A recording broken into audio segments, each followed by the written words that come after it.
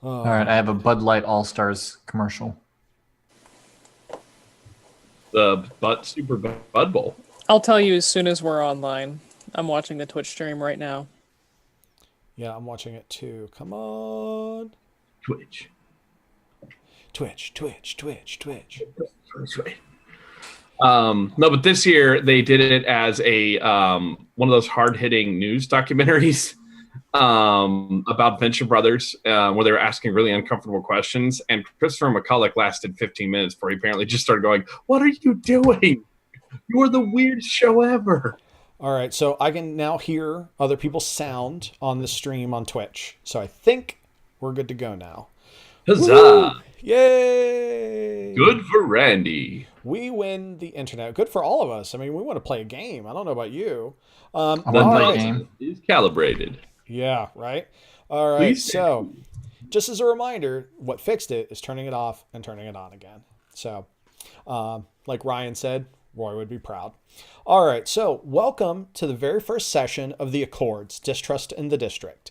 If you joined us 2 weeks ago, you were here for session 0, where we did character creation and world building.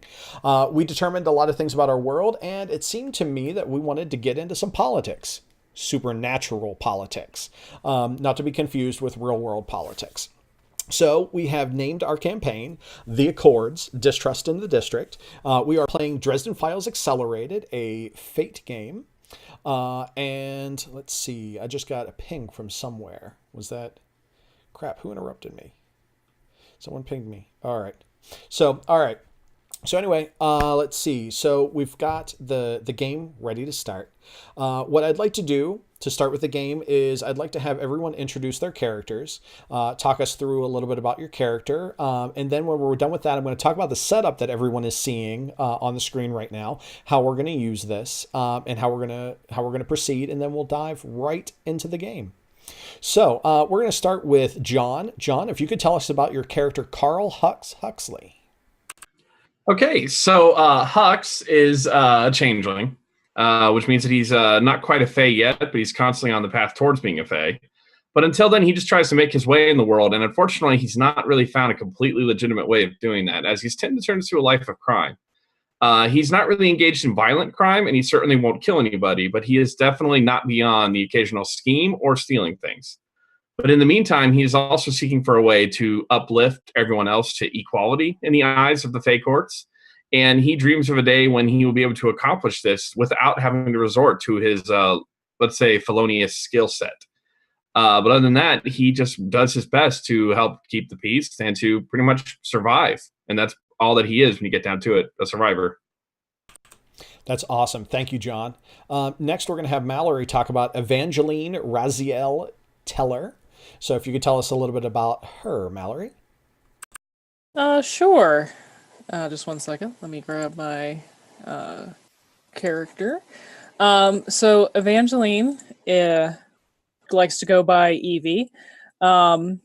She is a 26-year-old woman who is a hacker, professional researcher, does web development and code work in her off time to make the little money that she has at any given point in time. She's pretty much always broke.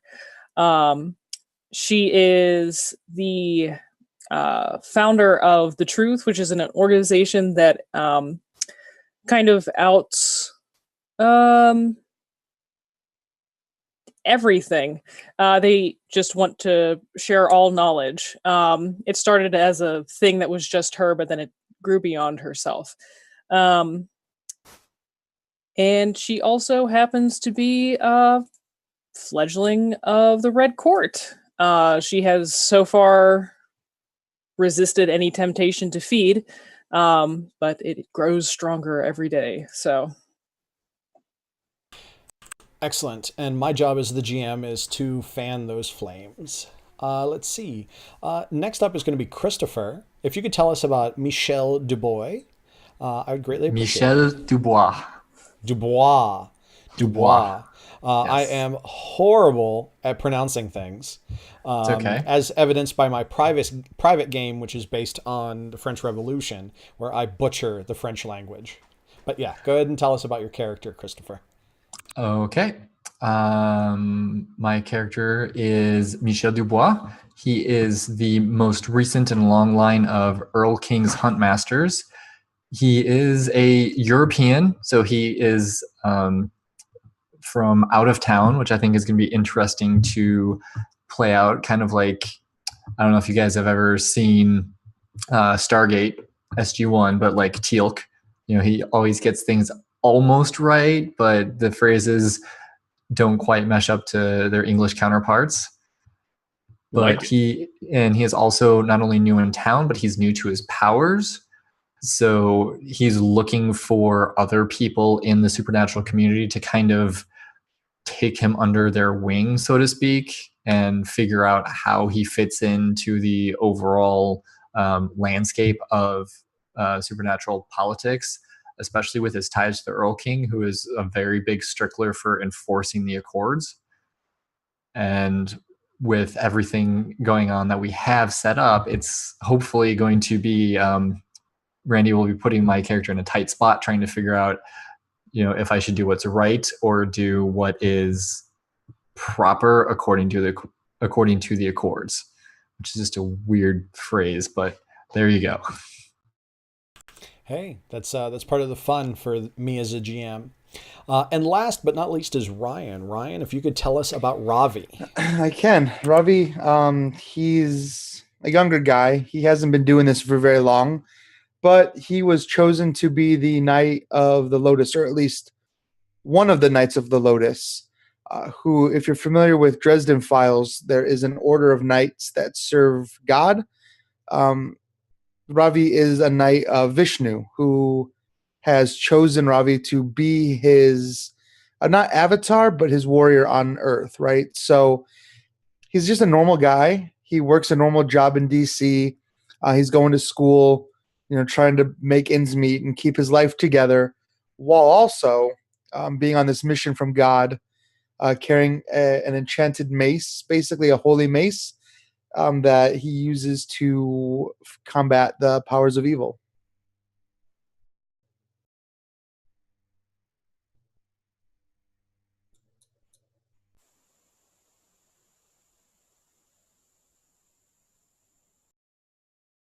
Randy, you're muted. I'm adding everybody's mantles to the card list on Trello, so that we've got a nice handy little visual to see. So let's talk about what everybody is looking at right now on the screen, just to orient, and then we'll start the game. At the top and the side, we've got all the players. We have their character name followed by their player name. So if I refer to John or if I refer to Hux, I'm talking to the same person. There are little circles with numbers in them. This is not the order of my preference of my friends, but is instead the fate points that everyone currently has. I am controlling that locally through some text files in OBS. And so we can actually see live, fate points and fate counts. Let's see, what else do we have here? In the upper right-hand corner is the Accords, Distrust in the District, just the logo to tell you what game and campaign that we're playing. In the center, the large purple block that you're looking at is actually a Trello board. Trello is a tool that I use. I use Trello to manage games, and I'd like to talk through how I use it to manage games. And whenever I say manage games, I mean managing fate games. Roll20 is a fine app for playing Dungeons & Dragons, Pathfinder, games of that nature, but for more story-based games, I like to actually abstract it even further and just use the swim lanes in Trello to manage the game. You'll notice that starting in the third column with Carl, Hux, Huxley, and going off to the right, there were all of the players' aspects. That's so that if I need to have anything in screen, I can actually show okay, the agnostic knight of Vishnu. And they are all labeled with PC aspect, so we know what they are. There are other labels.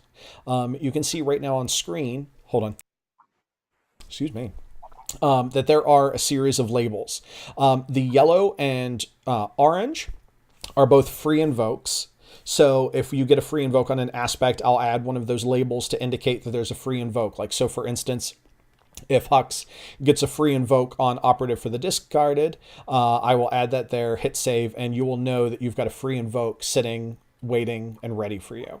And then whenever it's spent, it will be removed. If you get 2 free invokes, I have to add 2 labels to it because Trello isn't actually built for fake gaming. I had to hack it a little bit. There's also, I've got 1 label for GM free invoke. So let's say for whatever reason I decide to create advantage on that, I can add a free invoke for myself to that. I don't have like a second one. Like this purple and this green are intentionally unlabeled.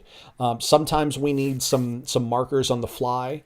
Like for instance, if an aspect has like 3 free invokes on it, I'll toss on a green or a purple just to kind of clue us in that we have that extra invoke. And it gives us the visuals that we need. So players, any questions about adding those labels to these different cards? No. Okay, great. So let's talk about the first 2 rows. First, we're going to create some aspects for the game itself as we kind of continue on. We may actually do it between sessions, but I like to have some campaign-wide aspects. I did not write them to start because I wanted to see how the first session went in play. So those are currently, like, you can't actually invoke game aspect named in play 1. Although that would be pretty funny. There's a little divider, and then under here is initiative. So, for instance, if we have a scene where you are fighting a monster, let's say it is an Ewok, for initiative, what I do is, it's typically called popcorn initiative, Balsera initiative. There's lots of different terms for it. What's going to happen is the person who's most appropriate to go first will get to go first. I will add a green label to them to make sure that it's marked that they've gone. And then that person then decides who goes next, heroes or bad guys. Once everyone has a green marker, they all reset. And whoever went last at the end of the round picks who goes first at the start of the round. I believe that you've all played with me using this initiative, and in the case of Christopher, I think we've talked about it, but are there any questions about initiative and what that section represents? All Makes sense great. To me.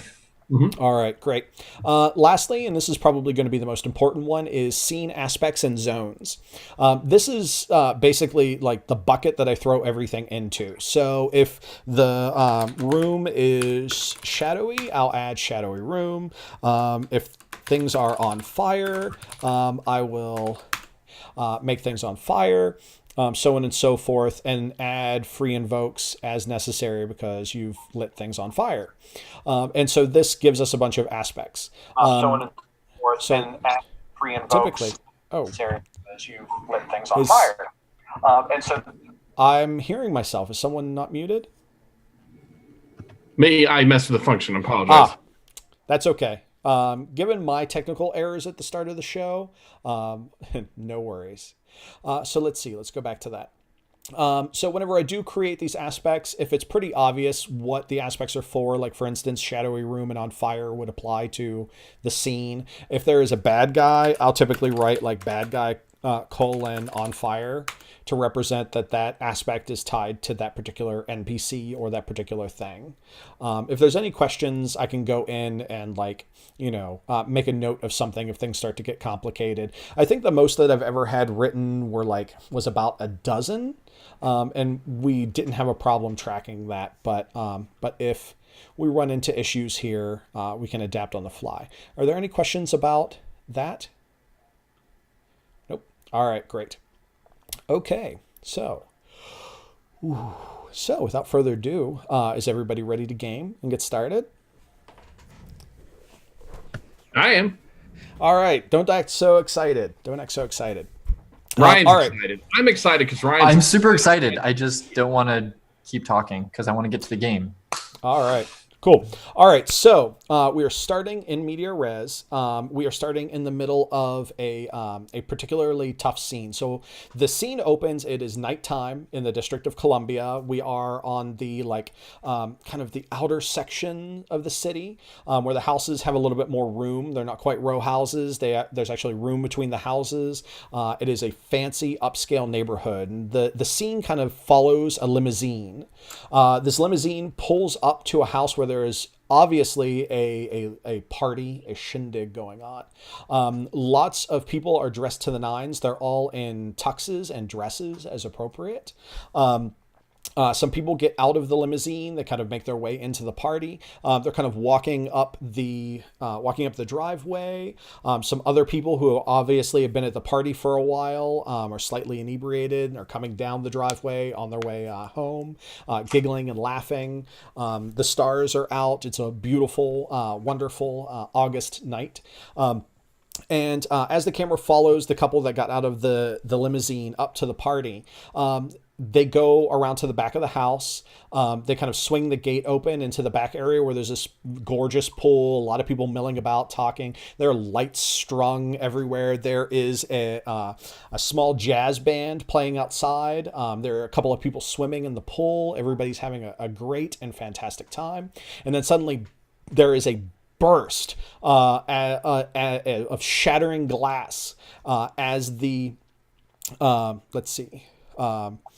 So there's a shattering glass. As coming out of the shattering glass, we see an attendant dressed, someone who's there working as like wait staff, gets thrown through the glass doors, skips across the top of the pool, and comes to a thud at the fence. The camera kind of like glances over. We see Ravi kind of getting up out of the mud and the dirt, and kind of like pushing against a fence and standing up. As he does this, the camera pans back to look at the opening that Ravi was thrown through, and we see this giant monstrosity of a blue crab.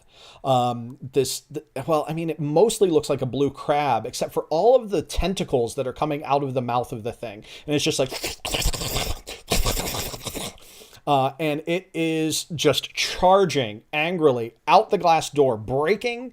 Its body is as wide as the double wide glass doors. It breaks through the glass, dives into the pool, and is just kind of like beelining it with like water spraying everywhere straight towards Ravi. The camera continues into the house. As the camera continues into the house, you can see that like there is a setup. While there's all this combat's going on in the background, there's all of this setup where there's like food and hors d'oeuvres.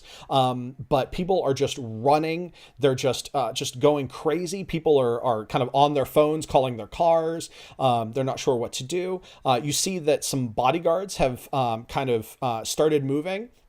And these bodyguards look like they're kind of looking for their charge. The camera goes up the stairs.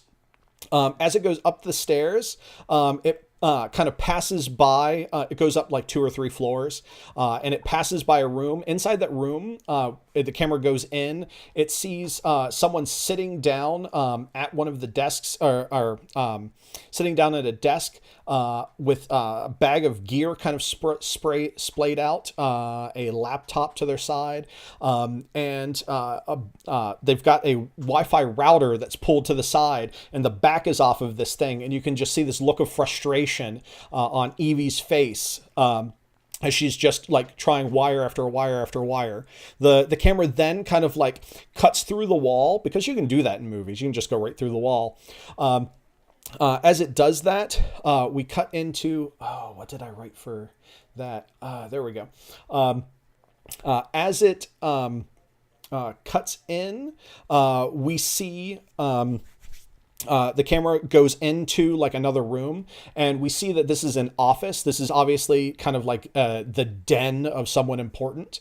And we see just papers all over this table, on the floor. And we see a person with like kind of like a balaclava and a flashlight, just kind of like digging through all of these files. He kind of lifts his head up as the door opens up, and he looks up and he sees a couple of bodyguards in the door. This is, of course, his Hux. And then, let's see. And then, Michel, we got to kind of cut back to you. So then the camera itself kind of like then goes outside, and you can see kind of like crouched in the branches of a tree. You see Michel, and Michel is wearing all black and looks like he is like hunting a thing. And you can see, like, you watch as he notices the fight that's going on between this giant like Cthulhu blue crab and Ravi, and he kind of like gets a smile on his face and he jumps down from the tree. So this is the scene. I will tell you why you are all here, and then we will move forward figuring out initiative. So we're going to start with Ravi, since we did that first. Ravi, you are actually you were working the party. You were basically kind of like in charge of like hors d'oeuvres. You were wait staff. You were, this is just a side gig that you do for money. It can either be your primary job or secondary job, but like, you were there just, to make some cash. And then a thing happened. Let's see, Evie, you are here because you are trying to get information on this senator guy. You're digging into a conspiracy, and so you've decided that you want to try and hack the router, and so that you can track the flow of traffic. In your particular scene, you are kind of, this would be an easy hack if it wasn't for the fact that the equipment was so damn old. You actually find AOL disks like next to this router. So you have no idea how on earth they get by. Let's see. So Hux, you are also there to collect information, but not being of the technical sort, you decided you're going for the filing cabinets. And so you've been kind of like routing through these files. And then lastly, Michel, you have been assigned you've been assigned by the Earl King to come here to the district to find out what is causing problems in the district and solve it, because there are entities that seem to be working against the Accords, and you are there to find those entities and put them to a stop. So, who would like to go first? I'll go first. Sure. But I'm assuming that I was not sent here by Vishnu. This is not a mission from God. Is this thing like a demon? Can I tell? You can definitely tell that this is definitely a demon. You actually, if we flash back 30 seconds, so the camera kind of rewinds and your body skips back across the pool and the glass unshatters. You are actually giving out hors d'oeuvres. And you are handing a drink to a woman, a rather like large woman, and by large I don't mean like fat or obese. I mean like genuinely like 6.5 feet tall, like athletic weightlifter build. Someone who has been like at the party all night, talking to people, carrying on good conversation, seems to be well connected. And as you kind of hand her like a refill of champagne, your fingers just barely touch. And in that moment, there's like a look of recognition between the two of you that you guys are basically mortal enemies, different sides of a coin. And at that moment, she basically just pushed you straight back through the wall. And then the next thing that you know, this giant like blue crab with the tentacles has started after you. Okay, so my mace is not going to be far away. I wouldn't have been carrying it. However, the more immediate threat before I can get to the mace is dealing with this crab. So it's in the water, you said? Yes, it's in the water and it's headed towards you. It's beelining it.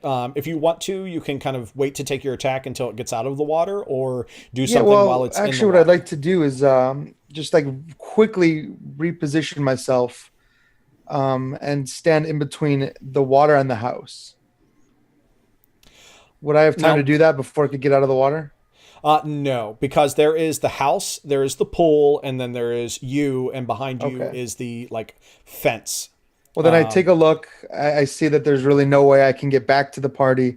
There's no way I can get back to the mace, but I have to protect myself where I'm standing. So I am calling down a barrier from Vishnu, the whole area around me. So anything that tries to come into this zone and inflict harm on me must first overcome an obstacle versus my faithful or force. Unfortunately, I don't have my mace. I'm not on a mission from God. So that's just going to be a 2. Actually, I think that so mission from God is when it would be like when Michael Carpenter is fighting demons. So I think that would count here. So yes. Even without the weapon, when we're making that call. Well, I mean, isn't that whenever it's supposed to happen? Like, I mean, not it won't. Yeah, be whenever. like, Yeah, you're right. Whenever it's the sudden need to combat evil, I think that would apply here. Yeah, that's totally what happens here. So yeah, please. Well, then in that case, I'm gonna go full on Avatar, blue skin, radiant, vision kind of look. Yeah, but I'm still gonna do the barrier of faith. I'm still gonna call down that protection. But if I am on a mission of God, that would be against a +5. Sure. All right. So I'm just adding some of the opponents to and for the record, Ryan, I would imagine you said it so many times. I imagine you would have just said, "We're on a mission from God." Mission from God. I mean, I did grow up in Chicago. All right. So Ravi, you have transformed. You are now the blue-skinned representative of Vishnu. You're standing there in all of kind of like your power and your glory. There are people who are running for their lives, although there are a couple of people who are actually stopping to take pictures of you with their cell phones. And there's one like person who actually has they're recording it. They're obviously like trying to like live stream it. Not to Twitch, but probably to YouTube. But anyway, so they're streaming it and doing that. So tell me about the energy of defense that goes out. Give me a description of what that feels like or what that might look like. That sure. Calmness that you're radiating. Definitely, like that's Ravi is not Hindu, but he was raised that way, and so like getting into that kind of like Zen state, that just kind of like facing down evil. I mean, this is where he knows his purpose, right? This is like the one time in his life that he knows what he's supposed to do, and it's to defeat this evil. So he's at his most calm right now, and everything is just kind of beautiful around him. So the barrier itself just appears on the ground like a scorch mark of a lotus, and just lotus petals just seem to be like floating in the air. Awesome. So as some of these people who are kind of panicking for their lives walk through the collection of leaves, you can see that their step kind of gets a little bit more calmer and their heart rates go down. They're still definitely trying to get to safety, but it's obviously having an impact to them as they go through this. Yeah, and as long as you could be in the zone as long as you're not intending harm. Excellent. So Ravi, who would you like to have go next? There is a list of monsters and everything on the board. So you could have the blue crab monster go. There's also a couple of things that are going to pop up as other people interact with them, or you can choose one of the other players. Sure, but I think I'm going to pass it off to Hux. All right, so Hux, you are currently in the den of this senator. The senator's name is Neville Middleton. Let me go ahead and type that into the chat. Neville Middleton.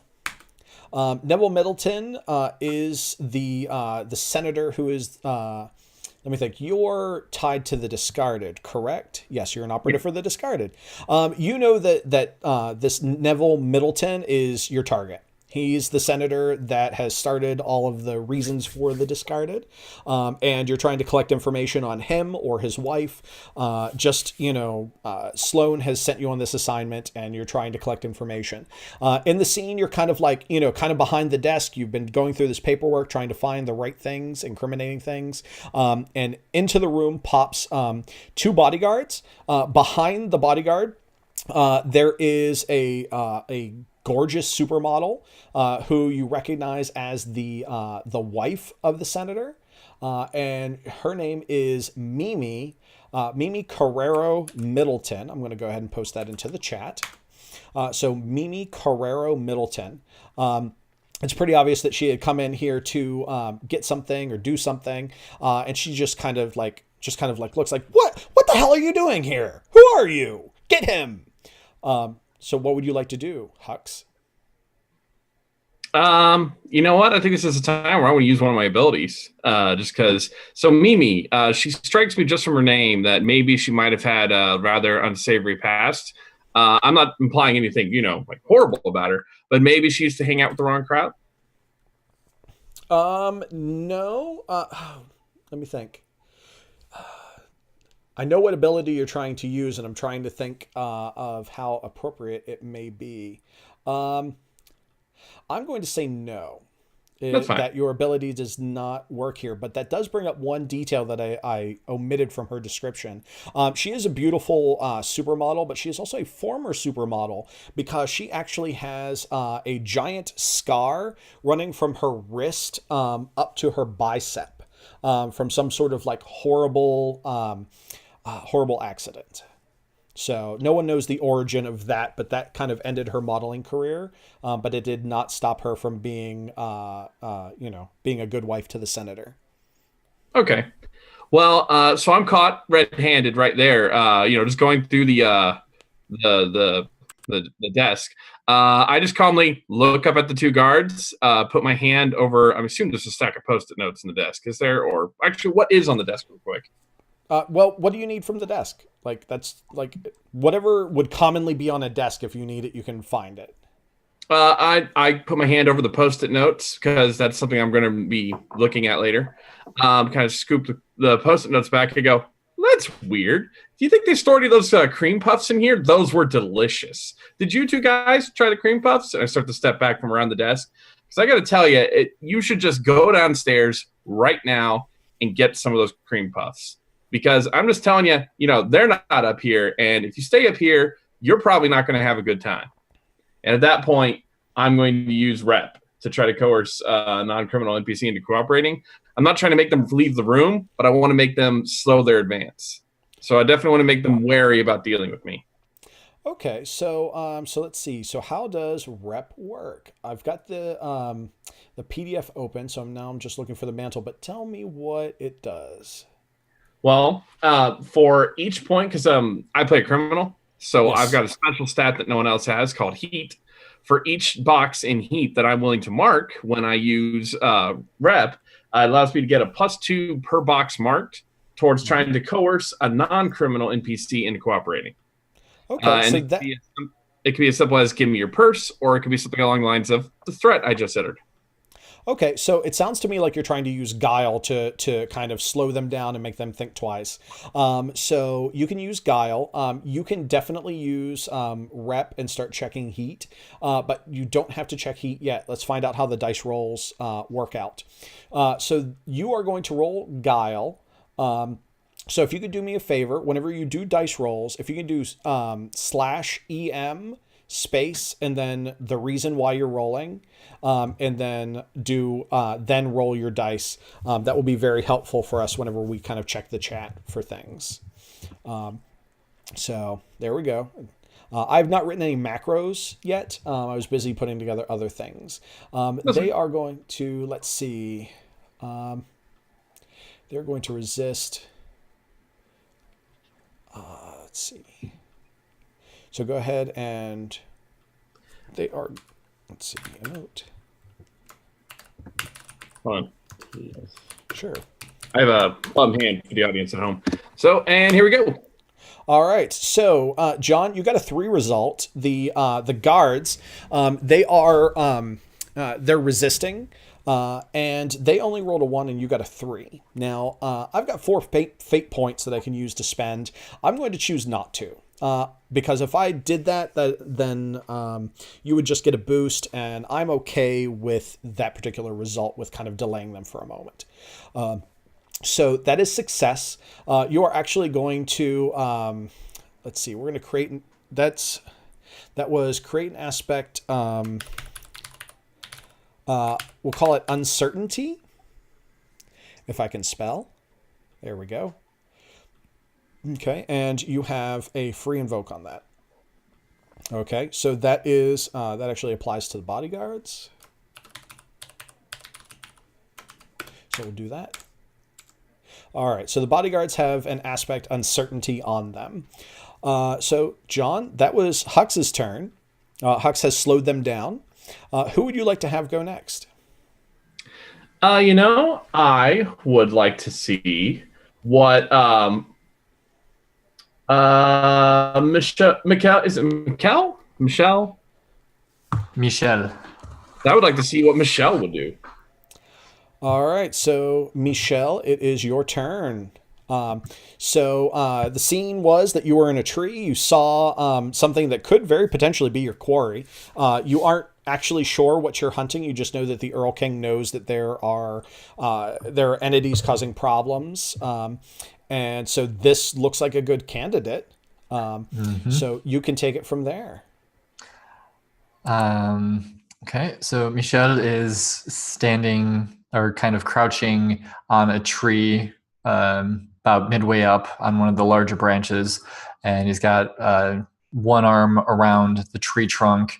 And he's kind of squinting, looking at everything going on, trying to figure out what exactly is happening, because things were looking hectic and crazy, and then all of a sudden there's these lotus petals and people seem to be calming down a little bit. And so he kind of thinks about it for a moment and realizes that the person causing lotus petals is probably not his quarry, because they're calming things down instead of ramping things up, which should be what someone who is out to cause harm would do. So there's this big blue crab monster that just looks like he's asking for a butt whooping. So he's got the stereotypical ninja mask on, so you can only see his eyes. But if this were a comic, you would see the sides of his mask curl up a little bit as he smiles underneath.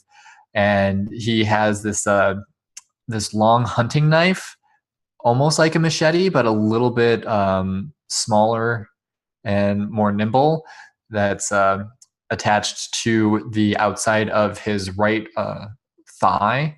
So it's kind of a thigh holster that goes so the blade's about from hip to knee. And so he just pulls it out. He pulls it out straight up, so the blade is along the side of his arm. And then he just leaps as far as he can, trying to land in a crouch, roll up, and stand between Ravi and the blue crab monster. And I don't know if that would be my action or if I would be able to do something else in addition.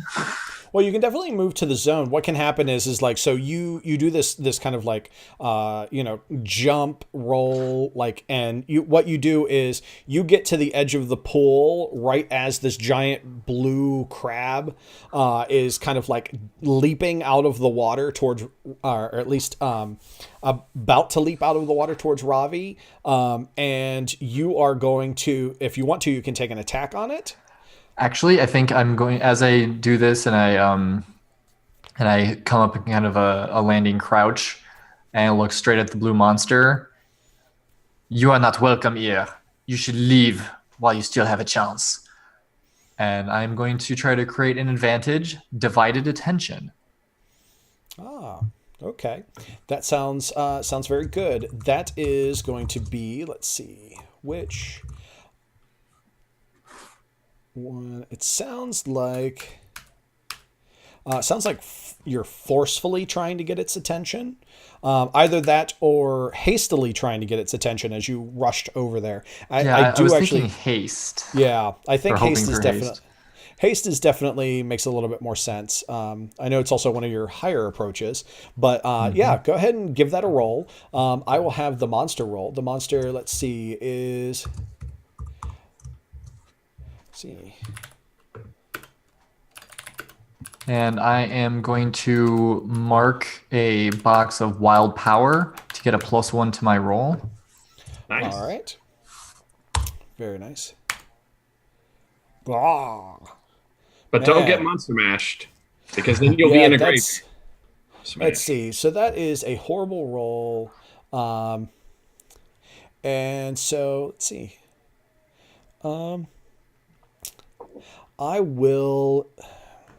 That's 3, so that's with success style. with style. So yeah, that's we're 2 definitely... invokes. Yeah, we're definitely not doing that. Let's see. I'm going to here we go. So I will reveal one of its aspects. Let's see. Blue crab. It is huge. And because it's so huge, like you're trying to divert its attention, but it's like trying to divert a train from the tracks. And that's going to make it harder for that to happen. I'm going to spend one of my fate points to let you have a success, but not, I'm going to take the edge off. I'm not going to give you a success with style on that. So let me just find my fate points here. All right. So I'm now down to 3 fate points for the scene, having spent 1. Let's see. So your roll of 4 against my roll of 1 turns into a roll of 4 against my roll of 3, which is success. So you will create the aspect on the blue crab of divided attention. Yes, and you will have 1 free invoke on that. So let me just go ahead and add that. There we go. All right, groovy. So you get to choose who goes next. So what would you like to? Who would you like to have go next? I want to see if the bodyguards decide to go downstairs looking for a cream puff. All right. All right, so let's mark the bodyguards. We switch back to the scene. The bodyguards hesitate, Hux, as you're kind of like...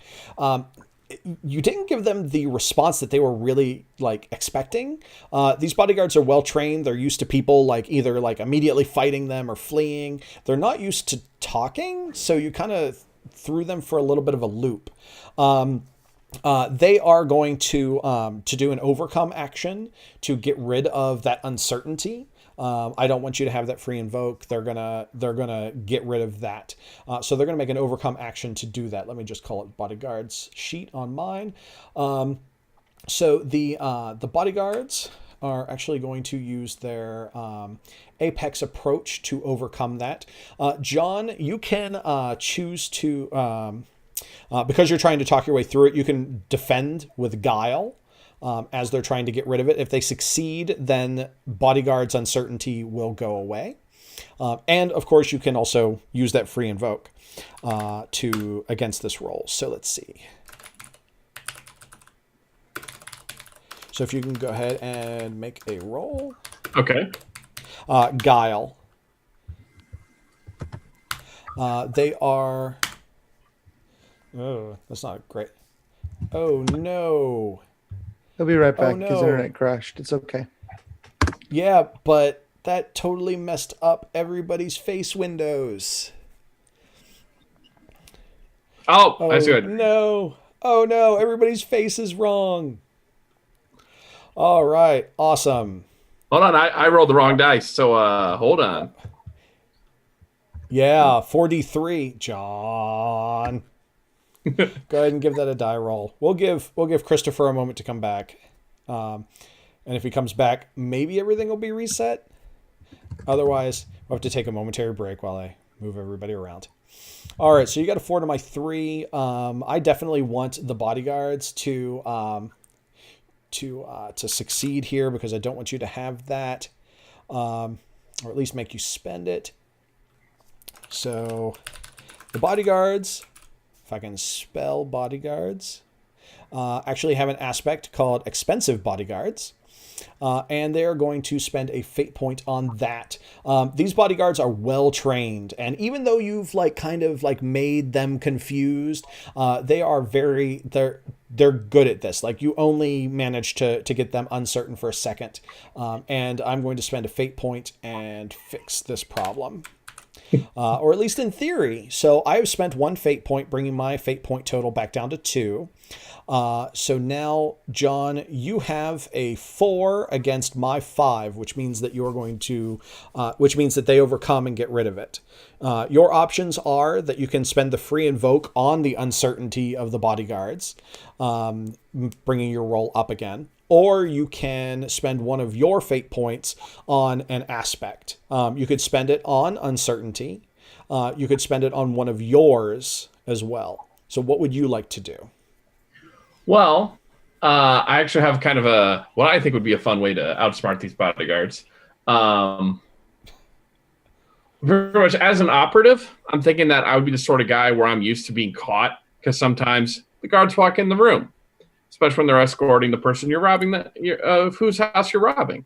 So I was thinking that before I got into the room, I messed with the sound system, because this is a nice off senator. So he's got like a stereo, right? Right. So if I could spend my fate point to play on that aspect to pretty much make sure I had a CD already waiting in the sound system, and that I had the remote for the CD player in my hand. Okay. Sounds good. Okay. As they start to approach me, I'm just going to look at them. And I'm going to, as I'm backing towards the front door, or not the door, there's a window and there's just one door in this room, right? Yes. Okay.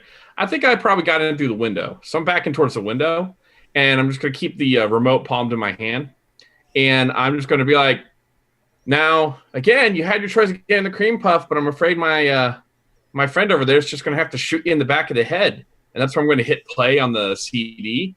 And the sound of gunshots go off from the CD. Cute. So which aspect were you using again for this? Operative for the discarded, because I figured that I'm trained in all sorts of clever thievery. Okay.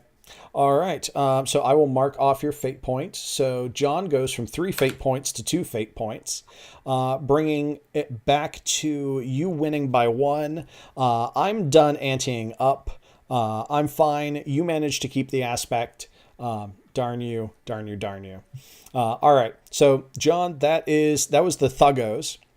So the Thuggos did not manage to take care of business. The Thugs get to decide who goes next. Let's see.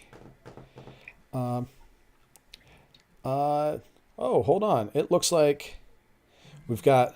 I was waiting for Christopher to come back, and he is back, but apparently he is not showing up in ye old Twitch stream. So let's move things around. Let's see. For the record, I stole that bit from one of my favorite bad spy movies. The Jack. All right, let's see. Everybody's face is back. All of your beautiful faces. Excellent. So let's see. Excellent. The bodyguards have gone. Let's see. What do we want to do? I say we go back to... I'm going to say the house security system goes off. And the house security system is going to have its turn. So what is the house security system do? Let me tell you as soon as I pull it up. There we go. All right. So the house security system goes with the breaking of the glass, all of everything that's going on. One of the other bodyguards inside the building may have flipped a switch, and the house actually goes into panic mode. So what this means is that all of the rooms seal shut. All of the doors lock. So you hear like deadbolts locking. The door, this does mean that the door behind Mimi also deadbolts shut as well. Metal paneling slides down over top of all of the windows. This includes the broken glass door that leads back to the pool area, but it is sitting on top of a pile of broken glass. So there's a little bit of some room underneath of it. But otherwise, the room is, or the house is completely like sealed and locked down. What this means is that if you want to move from one zone to another zone, it is being opposed by the security system. It will not actually have a turn of its own, but it is instead a passive threat to you guys because it is going to restrict your movement, except for those of you who are outside because you're not in the building, unless of course you wanted to get into the building. So that was the security system. I am going to choose, because I am evil, I'm going to choose for Evie to go next. Why am I evil, you ask? Because after Evie, that means that it's all bad guys, and then they get to choose who goes at the top of the first round. You guys have made a rookie mistake when it comes to initiative. And now, man, gotta break it up. Yeah, so Evie, you're in the basically a bedroom where there's the wire or the router slash server is, and this thing is ancient. Super ancient. And you're trying to install software on it to run, and you did not anticipate this particular problem. The computer system itself is being run as an opponent. In order to get the software on it, you have to take it out. This is an example of the Fate Fractal. The computer system is not actually a person, but it is opposing you. And it does get an attack roll against you. As the software is trying to prevent you from being able to install it. So if this computer system spits out CDs at me. No, if it takes you out, that means that that you can't install the software on this particular system at all. Yeah. Mm-hmm. So what would you like to do, Evie? Well, as I'm working on the router for this god-awful ancient machine, I would imagine the shutters come down and the doors lock. Well, at least nobody's going to bother me now. That's the bright side of this situation at the very least. And she, I guess, I was going to say that she was just going to abandon it and leave because of all the commotion that's going on, but now she gets to focus. That's an option. No, she gets to focus now. Yeah. All right. So what I think I'm going to do is I'm going to try to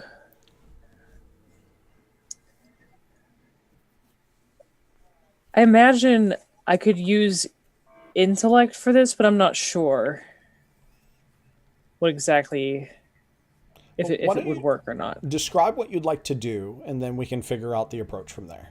Okay. Because since I'm not super familiar with approaches and things like that, if I wanted to use the preparation stunt where I mark off a box of knowledge, do I have to do that beforehand, or can I do that after my roll and add a +2? So this is preparations. All right. So let me look that up in the Dresden Files book. I have it actually right now, if you want me to read it. I actually have it right here in front of me. Once per scene, when confronting a threat you have had an opportunity to investigate, you can mark knowledge to reveal that you have a useful item on hand. Yes. Considering that you case the place to try and get here, to get in, I think that it's fair. I threw you into this without any opportunities to actually prepare. So yes, you can assume that you have had preparations. What items are you looking to pull out? Well, you said it's it's basically like an old PC. It has AOL CDs next to it, but I want to go even older. I want to say this thing used floppy disks. All right. So I have brought floppy disks with me, and also a reader for them so that I can convert them to the appropriate modern file storage system of USB drives. so that I can transfer the information onto something that doesn't hold like only piddly amounts of information. And like I said for my question, would I have to apply this now, or can I apply it after my roll? Well, Kind in of order like to have with- so in order to have the appropriate like items, Okay. I'm going to say 1 box is sufficient for Okay. these items. Like I'm imagining that. So if it's old enough to warrant floppies to install software, you're also going to actually probably have to have one of the benefits of having a technophile as a GM. You're probably going to need a Raspberry Pi that you're going to insert into the case, and it has Wi-Fi or it has wireless like 4G, so that you can actually transmit. Because if it's a computer that's using floppy disks, it's not going to have Wi-Fi, and so this is what the stuff that you have. So we're going to go ahead and mark one of your boxes of knowledge. So there we go. And that is going to take care of getting you the item. Now that is not an action, having that item, using that ability. So that's just narratively saying that like you have the equipment that you need. In order to do this, I do think that given the circumstances that you have, now, the thing is so the whole building is on shutdown. Like there are alarms going off. I think that focus is probably going to be the most appropriate approach. Because I know that you're kind of like, Yes, I agree. You don't have like, no one's trying to shoot you, but there's a lot going on. Like you thought you were going to get to use intellect, and now you get to use focus instead. That's fine. I completely agree. All right, so the total would be a +4 then, because I have the item with the preparations. Wait, hold on. No, Wait, no. the item Oh itself yeah, that's just, that's chasing rumors. That's how that works. Yeah. Okay. Yeah. So you just get your pluses for that. So that is going to be resisted by the computer system, which is going to, you know what? It's 9:15. So we're going to, for time, I'm going to turn that into an overcome roll versus difficulty of 4. Okay. Also, and then does my item become like a scene aspect or something like that? No, it is not a scene aspect. It gives you kind of like permission to do the things that you need to do here. Let's see. So it doesn't actually become an aspect. So no. Okay.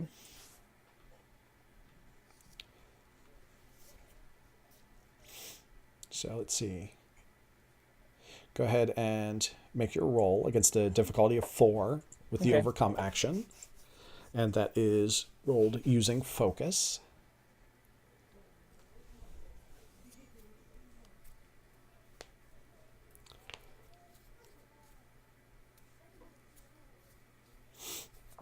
That is right on the nose. That is success at a minor cost. Let's see. So the minor cost is going to be that you know that some bodyguards are going to be coming into the room shortly. You can hear them kind of fiddling with keys to get in. But you know they're weak against the crab pup defense.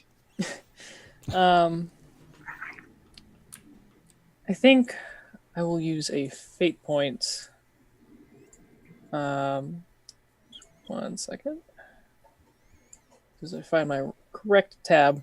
I'll use my aspect of now this isn't a firewall, but it does apply to technology. I feel like no firewall can stop me would apply. Okay. Yeah, I think that's good. I'll go ahead and deduct a fate point from that spend. So, Mallory, let's go. Your fate points go from 3 down to 2. Let's save that. Go back where I was. All right. So now that means that that you succeed. So the difficulty was 4. You rolled a 4. You spent a fate point to get +2 to that. That made it a 6. So that is success. So you actually managed to, after some finagling, managed to get this old POS computer to do what you actually want it to do. And while you were looking around on the file system, you confirmed that this is definitely like the computer that you wanted to do it on, and you've managed to get everything set up. So excellent. Who would you like to have go next? Blue Crab Monster. Let's see. I'm going to remove the old Wi-Fi router. So Blue Crab Monster is actually the only one left. So, yes, the giant enemy crab shall go next. Yes, giant enemy crab. Yay! I'm ready for it. Yes. So you have done your defense thing. What do I have to roll to overcome that defense thing? It is overcome an obstacle versus my faithful, which is 5. Okay. So let's see. All right. It is as it jumps out of the water, and Michel kind of intercepts it to try and distract it, or actually to like divide its attention. It is going to attempt to make that attack. It's going to first try to overcome your kind of like lotus petals. So let's see. The attack against me or Michelle? It is, well, at this point, it needs to overcome your defenses. Yeah, before it can even hurt either one of us. So on its next turn, then maybe it'll do a thing. So let's see. It is going to roll 40F plus. All right. So, oh my God, that's a horrible roll. I got a 2, which is not a bad number, but I rolled 3 minuses on that. Oh my goodness. I'm definitely going to be re-rolling that, so I'm going to spend one of my GM fate points. My GM fate points go from 2 down to 1, so now I've got 1 fate point remaining. I am going to, let's see.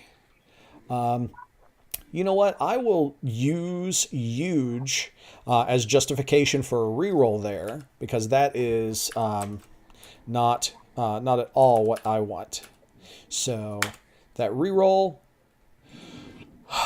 is only 1 point better. Let's see. Got one more fate point. I do. And that 1 fate point would allow me to tie, which would be sufficient to overcome that at a minor cost. Unless I set my fate point. The problem is, no, the crab monster has his divided attention, so obviously he's not putting his full force into attacking the barrier. Yes, this is true. So are you? Well, I'm gonna hold on to my fate point, and so the angry crab kind of starts pacing around at the pool's edge. So the 3 of you are just kind of like a triangle, like a kind of like a Mexican standoff sort of thing. The pinchers are going on this giant thing. It's of course the tentacles are waving. So the 3 of you are all kind of eyeing each other up, trying to figure out kind of what is exactly going on. So that is going to be it for its turn. I'm going to go ahead and reset everybody for round 2. Fight. Yes. Fighting. So let's see. I'm trying to decide who the crab is going to have go first in the round. I'm going to have it be the bodyguards. So the bodyguards are going to go first in the round. Let's see. All right, they've been marked.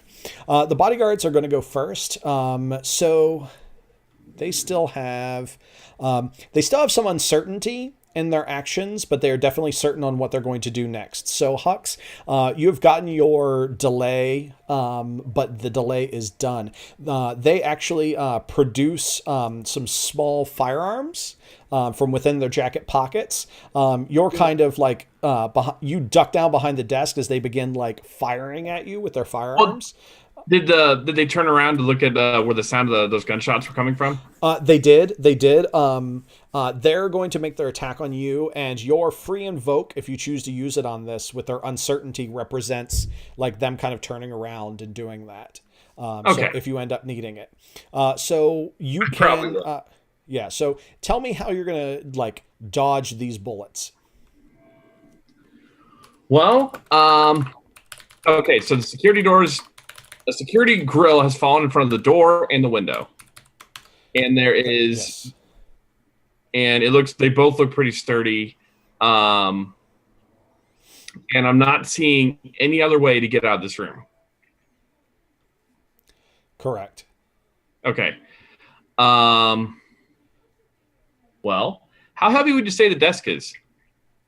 Probably well, here's the question. Do you need it to be substantial or flimsy? I'd like it to be in the middle. Okay, then it's in the middle. What are you going to do with it? I'm going to use force, and I'm going to duck under, where the seat portion is. Yeah. So the bullets start hitting that first, and then I will wait there until it gets to be my turn to move. All right, sounds good. Go ahead and roll force. They are also being forceful. Let's see. Let's roll the right dice each time. So my dice rolls tonight are perfectly abysmal. I've got a 1 with 3 nulls on my fate dice, which apparently is still enough to beat John's 0. So my 1 on the attack versus John's 0. John, right now that means 1 point of stress. Do you want to use your free invoke on uncertainty? Yeah. All right. Do you want to use that to reroll or get a +2? Bear in mind that I can still spend my fate point for a reroll. Ooh.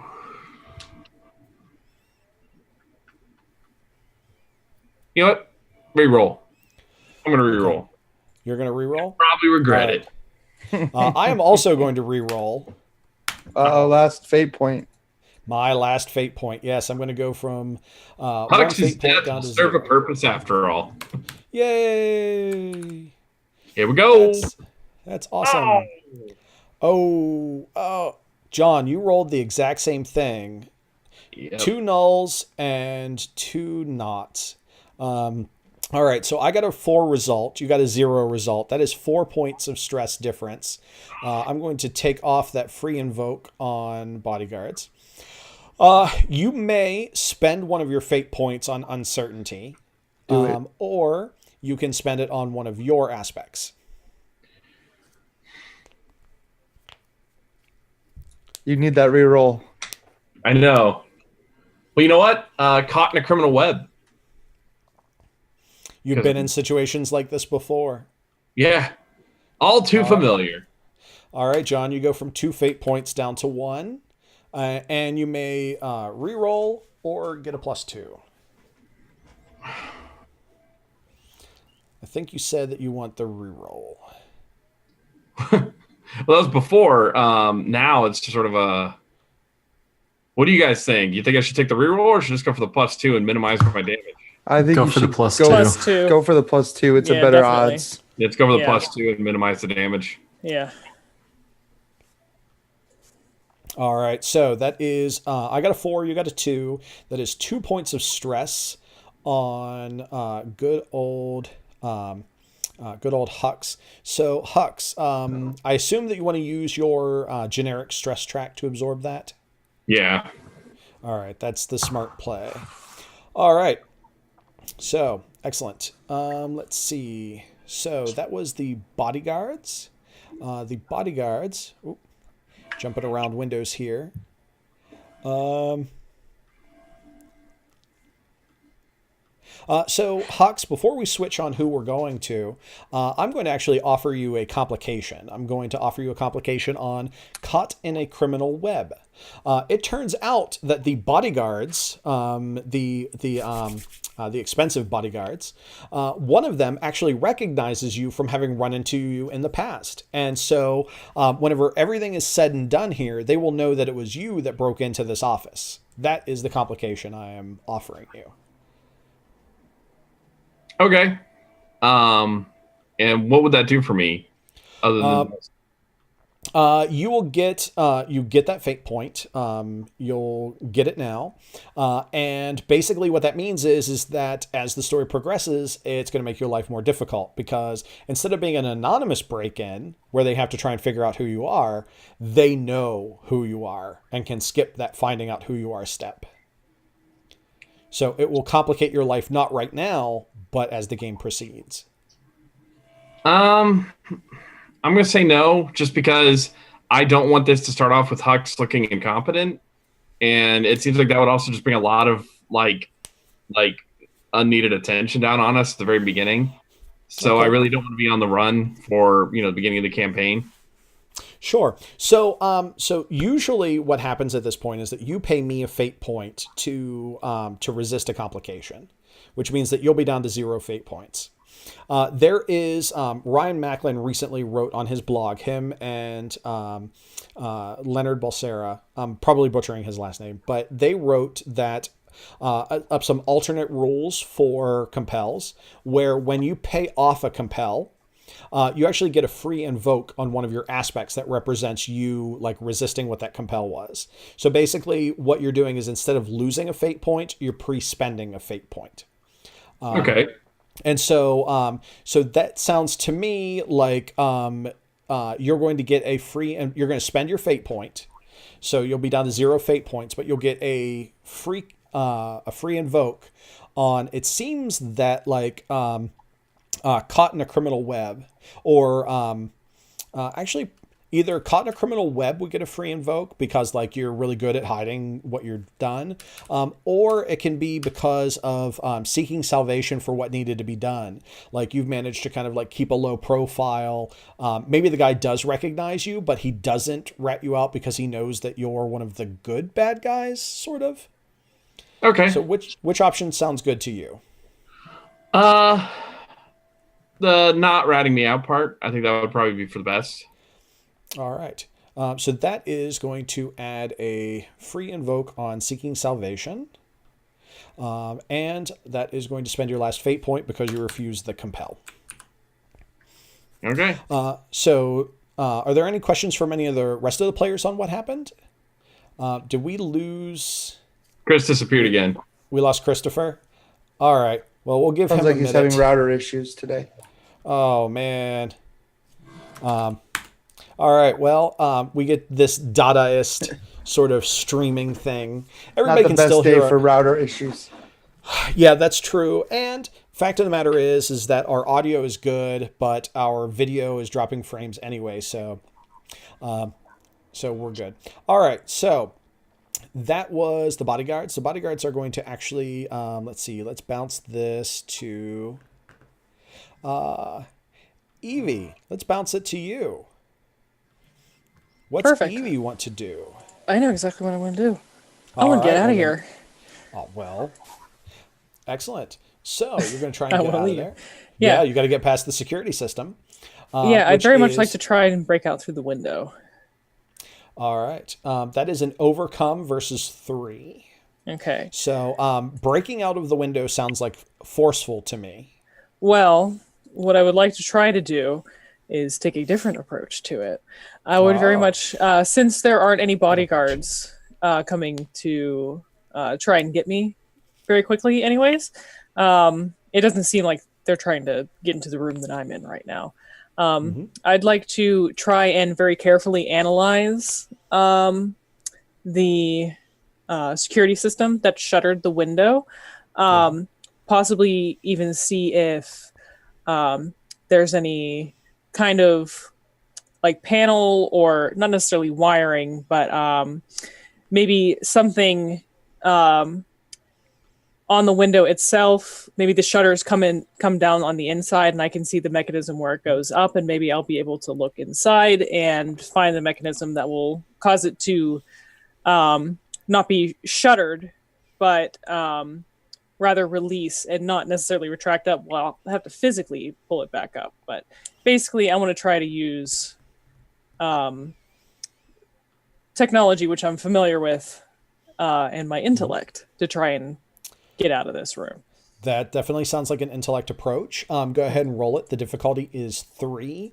It is an overcome action.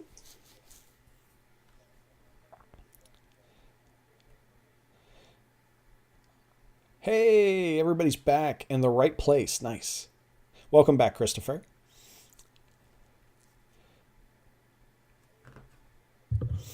Glad to be back. Sorry about cutting out all the time, but I have the internet guys coming on Thursday to get this fixed, which shouldn't happen next week. for next time. Sounds good. So Mallory, that is I have success at a tied minor again. cost. Yes, that is success at a minor cost. Before we talk about the minor cost for that, Okay. I actually want to. Let's see.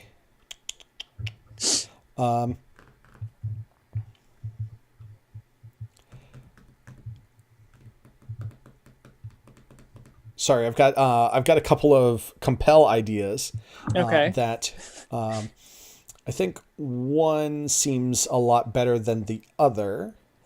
All right, so we will. I will offer you a compel on. Okay. Let's see. No firewall can stop me. Okay. And what is going to happen on that is that you are actually going to override the security system to bring your window up.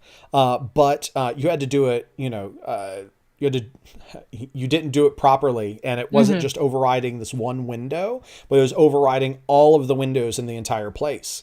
And the way that this complicates your life is that that as like the door like unlocks, it kind of swings open a little bit, and there are a couple of bodyguards who are walking down the hall who notice that you're out of place in that particular room.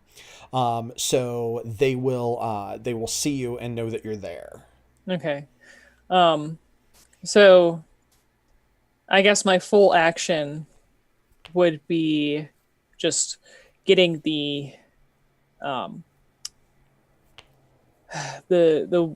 security window open. I wouldn't be able to like hop out super quick. Well, and there's where the minor cost comes in. You're Okay. not going to be able to move out of this zone this turn.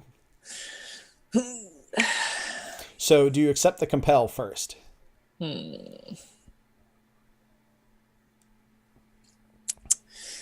Ooh. And the bodyguards will be after me. Yeah, sure, I'll take it. I mean, let's be honest. They're going to be after you anyway. It's True, just how but- do we get there? Not as quick. This is true. This is true. All right. So Evie has decided to complicate her life, and it goes from 2 to 3 fate points for that. Just think of all the fate points I'll be able to spend next turn. Yeah, but you're just back up to your original. You gotta get more. All right. So this happens. And who would you like to have go next, Evie? I would like for giant enemy crab to go. Blue crab monster. My very favorite. So giant blue crab monster. It failed to overcome the barrier. Oh, absolutely. I've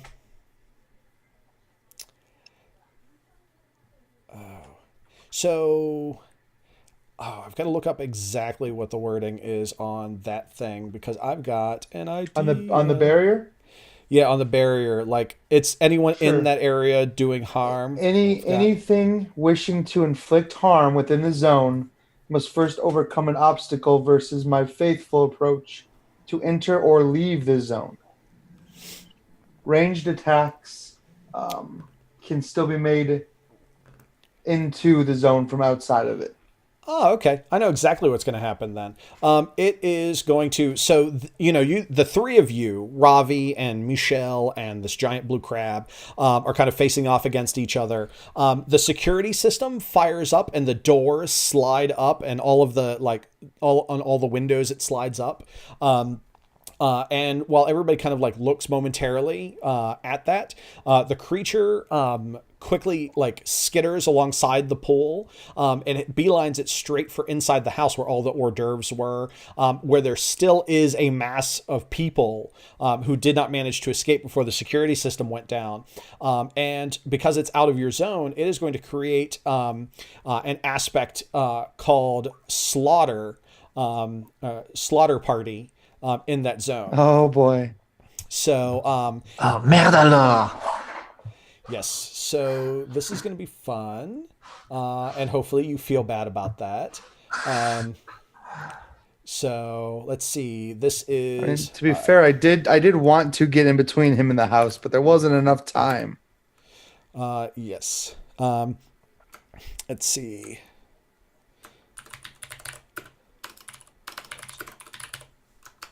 And I'm setting the difficulty for. Let me type in the right things. Definitely doing macros for the next game. Let's see. It is going to create advantage. I'm going to set the difficulty for this at a 2. The reason that it's going to be a 2 instead of a 0 is that you guys are definitely trying to like keep its attention. And so that makes it a little bit more difficult for it to get away to accomplish this. If you guys weren't doing that, then it would be just against a +0. And my roll is it's tied. So the difficulty was 2, and I got a 2 on my roll, which means that I get a boost. So that means it gets a boost, which means that it's starting to attack people, but it can't. We'll say that one of the doors that between the pool and the inside got jammed like halfway up. Actually, Randy? Yes. I am going to spend a fate point to invoke his huge aspect to say that he tries to make a slaughter, but he's too big to fit through the door with the security doors almost going up, but not quite going all the way. So I'm going to do a hostile invoke on his own aspect to up the difficulty by 2. Ooh, very nice. Okay, so you go from 3 fate points to 2 as you spend a fate point on his huge. As and he is too big you gain 1. Yes. I like But fate points, but I don't. But get you to can't use it later. until after this action. That is after the scene. Oh, right. After the scene, you get it. Mm-hmm. After the scene. All right, so that is awesome. That was Blue Crab Monster. Blue Crab Monster is, we might as well keep it with everybody here. We're going to go with Michel. Michel, what would you like to do? Well, as the Blue Crab Monster is running inside trying to create a slaughter, like you can see his eyes just get really wide as he realizes what's about to happen, and I just bolt right over the pool, just doing the ninja run right over the water. Yep. Trying to then, so I'm going to bolt and run straight over the water, and then do like a baseball slide underneath the crab monster and just get up right in front of him. All right. Okay, so getting to him is no problem. Do you want to attack? Do you want to create an advantage against him? What are you looking to accomplish? Since we don't have the map and I don't see zones, I don't know if just getting that far would cost my roll or if I can do something else. Well, allow me to be more clear. You can get to him and do one of the other actions, no problem. Like the pool isn't that large. So you can get across there to him and still get an attack or create advantage or whatever else would be appropriate. All right. So as I do a baseball slide under him, then I'm going to reach out my hunting knife and try to hamstring him so he can't walk as quickly. Try to get in there and slice up his tendons if I can. Okay, so I'm going to create an advantage. Oh, create an advantage. Yep, I'm going specifically for a hamstrung aspect to prevent him from leaving. All right, so you're going to try to hamstring him. All right, so that is, let's see, you go ahead and it sounds like haste because you're quickly running across and sliding under him. Actually, since this is a common hunting technique, I'm going to spend a point of wild power to roll with a +3 because as the Earl King's Hunt Master, just for the folks at home so they know why I get to do what I'm doing. I can spend a point of wild power to use a where is it? Use a unique approach wild with a number of with a bonus equal to number of boxes unchecked. So right now I have 3 boxes unchecked, so I'm getting a +3. Groovy. And the GM feels free to elaborate a little bit as to the way it is, because it is definitely tainted by the wild fae aspect of the Huntmaster. Certainly. So So we've got the roles here, but first I want to narrate just a little bit of what you've done, and then I will announce what the roles are for those who are just listening. So so you kind of like take off to run across the pool. As you reach the edge of the lotus leaves, the calming effect, as you like reach the edge of it, the very edge where the leaves are kind of burn away and kind of like turn into like autumn leaves and kind of crumple and fall to the ground. As you like run across the water, and slide right underneath this creature, like swinging with your, or cutting with your giant hunting knife. As you do the maneuver, it is well executed and perfectly executed. The problem is the hard chitinous shell of this creature. I got a 4 to defend and you got a 2 to attack, which means that currently you did not create that advantage unless you want to start spending fate points. Currently, you've got 2 fate points and you could definitely start spending if you wanted to. You also have the free invoke on divided attention that applies to him. See, the problem is if I spend a fate point, it's going to bump it up to a 4, which is going to tie. So at best, it's just going to be a boost. So it kind of seems a little silly to spend a fate point for, spend an invoke to gain a temporary invoke. But at the same time, I think that narratively it would work best, even if I don't hamstring him, the fact that he's off balance or surprised or something will work in our favor to prevent him from getting past me, because any much longer, and I don't think that divided attention aspect will matter. I think that after this hit, that aspect is probably going to go away because it's got its full attention on you. Yeah, so I'll go ahead and use that to bump it up to a 4. So it's a boost. So it's not hamstrung, but something. Well, now you can also spend one of your fate points to legit create the aspect. My fate point pool is done for this scene until I start like compelling or something. Actually, I could spend 1 more point of wild power to add a +1. Mm-hmm. Well, so that's I have another option too. Yeah, I'll go ahead and do that because I have the stunt faster, stronger, tougher. Mark a box of wild power to gain +1 to any physical action. So we'll do that, and that brings it up to a 5, which is enough to hamstring him. Yep. So I have created that aspect and put a free invoke on it in Trello. So I have changed the divided attention into that one, or rather replaced it.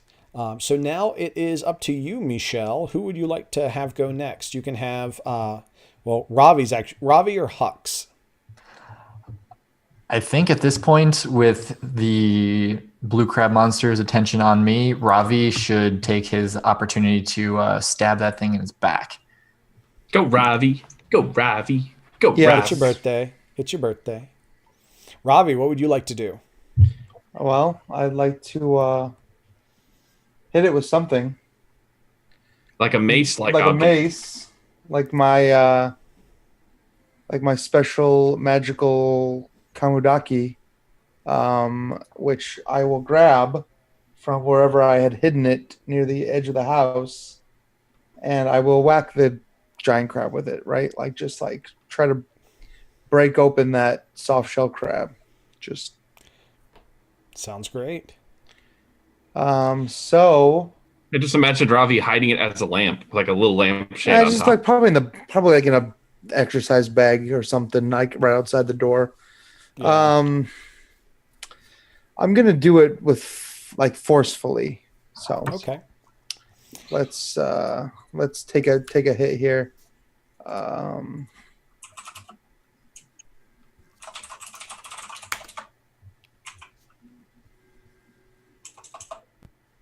Did you roll?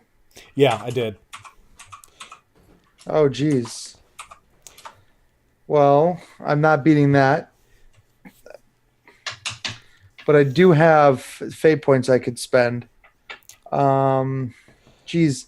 The thing is, though, this thing is going to be tough. So even if I spend both my fate points, and you had to save your best roll for today. Oh, actually, you rolled a 0, didn't you? Yeah, well, I mean, this is It's this a is big a bad crab. guy. Yeah, this is like Yeah, you're right. Fate 101, I should have created an advantage, but I went for the strike. He well, is hamstrung. That's true. You've got a free invoke on that. I will use that free invoke. That's the only free invoke we have right now. That's correct. So I will use that, and So that takes you from a 3 to a 5 against my 6. I will use one of my fate points on targeted by evil forces. This is not the first time I have fought a force of evil. All right. I know what I'm doing. I know how to bring them down. All So I'll right, add a total of adding +4 to that roll. He once fought the entire B&V process for getting his license transferred from his houseboat to another houseboat. Congratulations. All right, so that is you got a 7 against my 6, so it is going to take it will take some stress. It will take 1 point of stress. And it is not happy. All right, so that leaves Hux. Hux, it's your turn. All right, so I've got to figure out a way to get out of this room. Actually, the windows have opened. Oh, okay. If you remember, Evie was working with the security system and opened up everything. Okay. In that case, I am going to... I've got none other points to spend. And none of the bullets hit the glass and weaken it, right? Oh, sure. Why not? I mean, they're shooting at you. Like, a couple of them could have hit the glass to weaken it. Okay. Then I'm gonna pick up the chair, and I'm going. Because it's probably just like a big fancy desk chair, and I'm going to leap with it towards the glass and ride that. Well, wait, hold on. Wait, how high up am I? Am I really tall? Like 2 or 3 stories up. Crap. There's a pull out the window. Okay, then I'm going to pick up the chair and I'm going to leap through the glass and do an impromptu swan dive into this pool, which also has a crab and a bunch of people fighting around it. All right, that sounds like a forceful to me. So go ahead and make a forceful. It's an overcome roll. I'm going to set the difficulty at 2.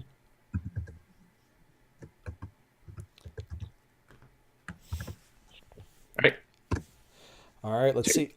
Oh, John, that's 4 negatives on your dice rolls. That is a -2 result. Oh, that's a -2. That is a -2 result. So that means that now this is an overcome action. Okay. As per the rules with overcome actions, you can always choose to succeed.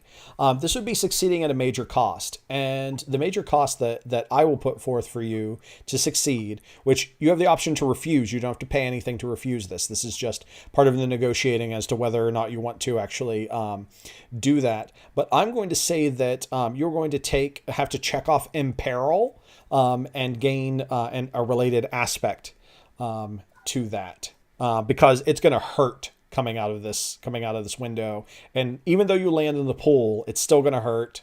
You might get shot by a couple of the bodyguards. You're going to take stress, and you're going to have to mark imperiled or imperil. Okay. All right. Then that's just what I have to do because I can't stay in this room. Otherwise, they will kill me, and there's no way to escape. So. All right. So I will give you a choice. Do you want a concussion from the fall, or do you want to be shot in the shoulder as your aspect? I'll take a shot to the shoulder. Seems more action hero-y.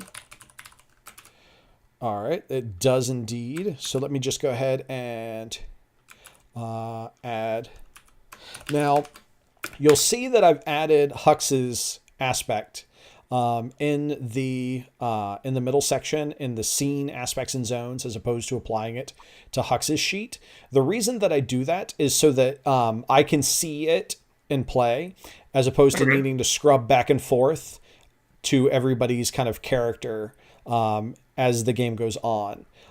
So I put that in the middle there, and it makes it easier for me to track. So, okay. All right, so I get a free invoke on that because that's you taking stress. But you managed to get out of the room. Describe to me how you fall into the pool. Okay, so picking up the chair, and then just literally like leaping at the glass. I'm all like huddled up in the chair. I'm literally riding the chair down into the pool, all while they're all surrounded fighting the monster.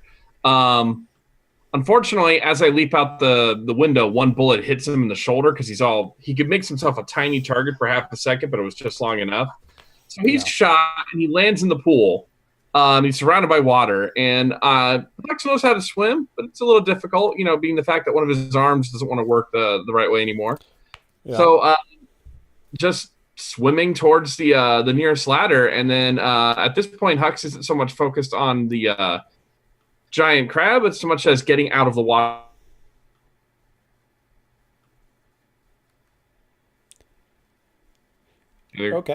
Okay. Sorry, I lost your audio there for a moment. All right. So you managed to get down. You are currently in the pool, swimming towards the edge, but you're in the pool. That is the end of that round. So let's see what is next. So Hux, you get to determine who goes first in the next round. I think just because I'd want to see what they would do next, and also give like the people currently involved with the crab something to do. So I'll have the crab go next. All right. Darn you, because I thought that I'm like, don't let the crab go next, because then it's all players all the way down. All right. So the blue crab monster gets to go. The blue crab monster. Let's see.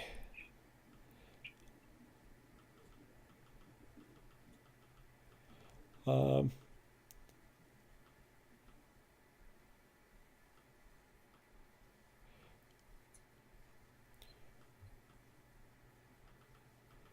right, so the blue crab monster is actually going to like its tentacles kind of writhe, and a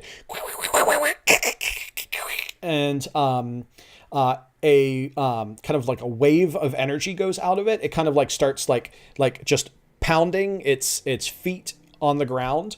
As it does so, the earth begins to quake. The pool starts to crack. The cement around it begins to crack. It is an in-ground pool, so the cement begins to crack. The grass and stone and gardens that are in the area, like the earth starts to like jut up in places, and all of the terrain like in the area becomes incredibly difficult. In fact, there is an aspect added of unpassable terrain that is added to the area. So let me there we go. Unpassable terrain. So remember, aspects are always true. And this is a big thing. Like this is, Ravi, you notice that like this creature is using very potent magics that don't typically come with demons of this sort. So it's quite unusual. So that is what the blue crab monster does. The blue crab monster, let's see, is going to have the bodyguards go. Because why not just gang everything up together? The bodyguards, they're, let's see. Yeah, okay. So we've got bodyguard set 1, which was with Hux. Hux, surprisingly, they do not come to the window. And there is no further gunfire. Like you thought you would be a fish in a barrel. They're tending to something else. Let's see. The other bodyguards, which are with Evie, no, you're not getting a double dose of bodyguards. Okay. Oh man, yeah. I was so worried. Yeah. No. You're not getting a double dose of bodyguards. The bodyguards that were with Hux, if you remember, were with the wife of the senator, Mimi. And so like their first job is to protect her. And so like they're tending to that. But Evie, the bodyguards who are with you are actually going to, they're going to like, they've got like headsets, like earpieces, like they have those Bluetooth earpieces that makes everybody look like a jagoff out of their ears. And they're going to be like, yeah, we've got another one up here. Apparently it was a team of them. And they're going to try to shoot you with their firearms. So how do you dodge them shooting at you with guns? Hastily. Sounds perfect to me. Okay. Let's see.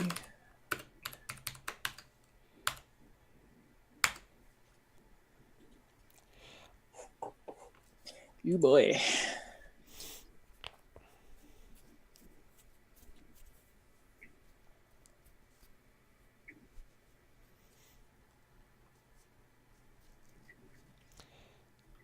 Matrix style. Awesome. Once again, just ties all night.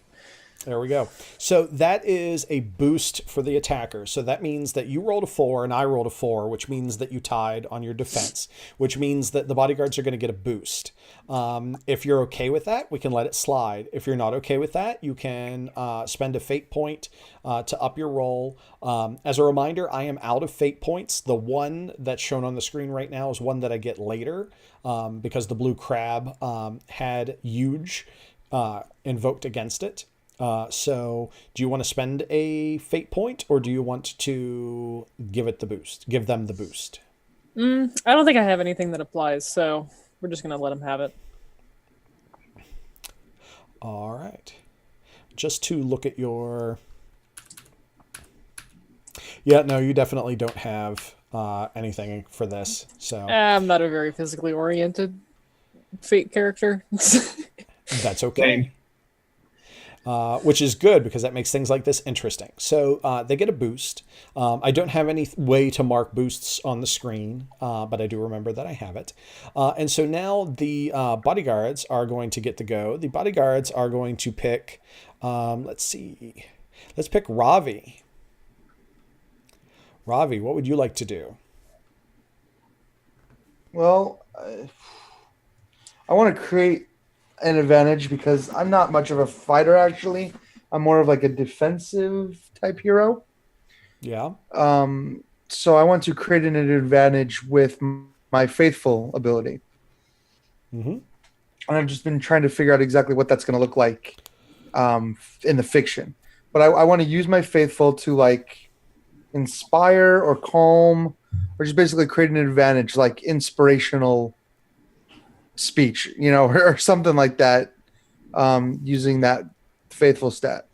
Yeah, that's absolutely a valid thing that you can do. I mean, like, this is a television show that we've got going on here, so you can definitely give an inspirational speech and then roll your faithful, opposed by, it will be, it is going to be opposed by the blue crab, because you're trying to like give this inspiring speech about how we can take it out. And it's an imposing thing. It's going to be, yeah. So go ahead and roll your inspirational speech. I rolled really well. 7. Let's find out. I'm feeling inspired. Let's see. All right, so that is a 3-shift difference. You, Ryan, got a 7 on your attempt to create advantage. I got a 4. I have no fate points to spend, so that is a 3-point differential, which means that you have succeeded with style. So your inspirational... Tell us about your inspirational speech. Give us a little snippet. So it's probably a little bit of like, a prayer, like a warrior prayer from the Bhagavad Gita, which, Ravi knows most of it, these passages by heart at this point.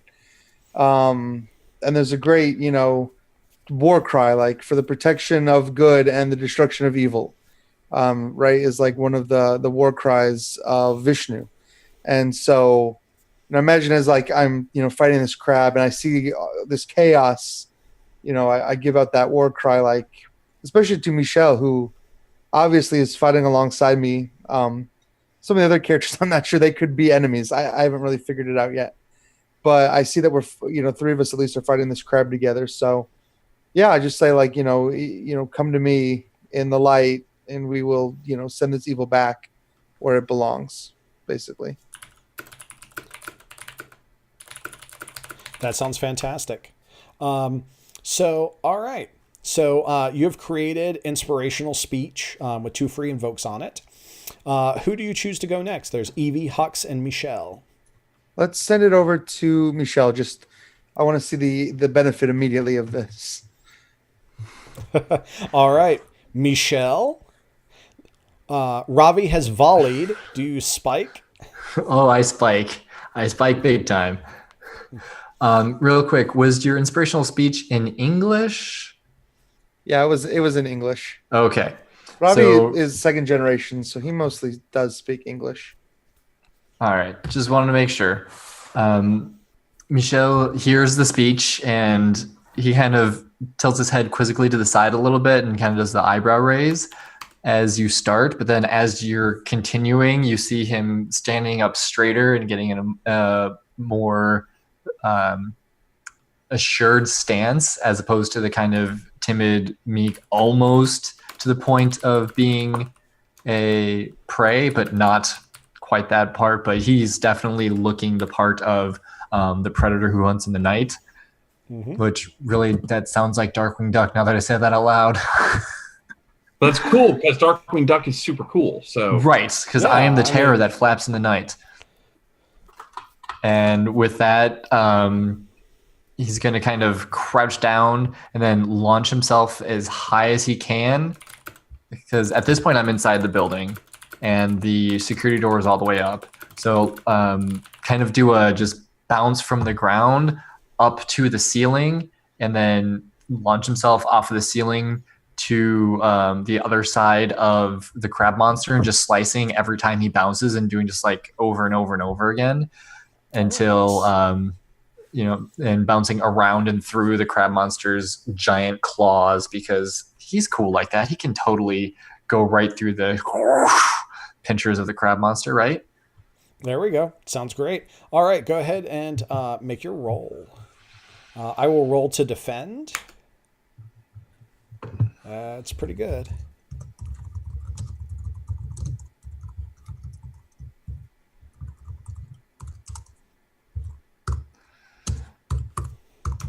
I'm assuming that would be haste, as I'm just jumping left and right, slashing out as soon as I can. Well, I mean, haste definitely could be used for that. It doesn't sound like guile. It sounds like it would either be haste. Yeah, bouncing around like you described it, haste would be the way to go.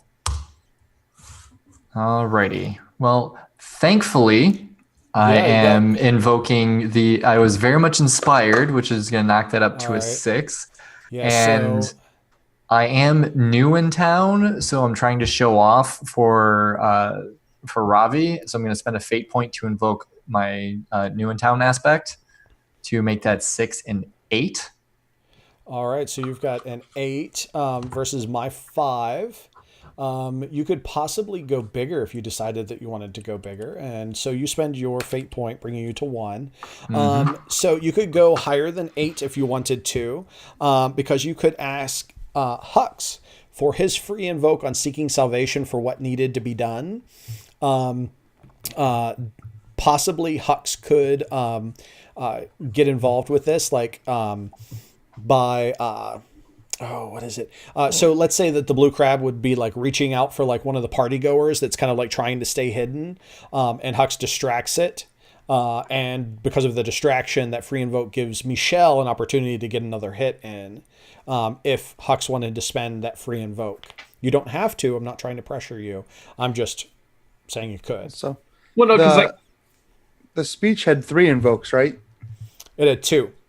Successful style gives you 2 invokes. Gotcha. Okay. Right. So if I wanted to, I could spend my last fate point to paid invoke that as well to net another +2.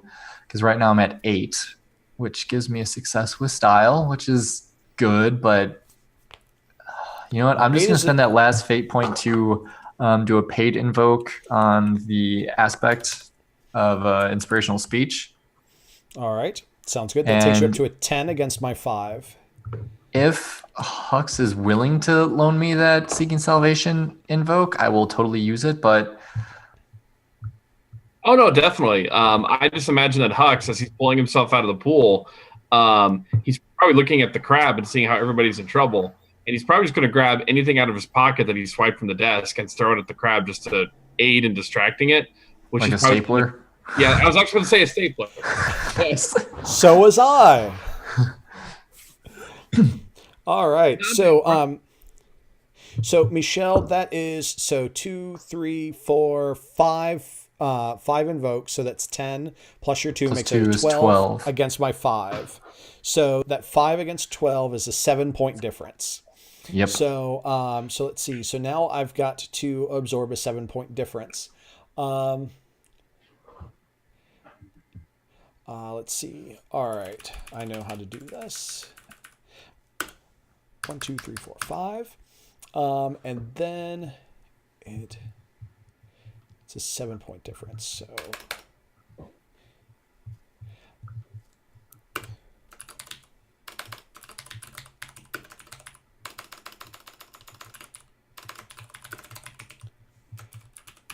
All right, so it gets an aspect for marking it's in peril, which is cracked open shell. So I've put that up there. That gets a free invoke on it, marked for the players because Michel, you've earned that. Mm-hmm. Let's see.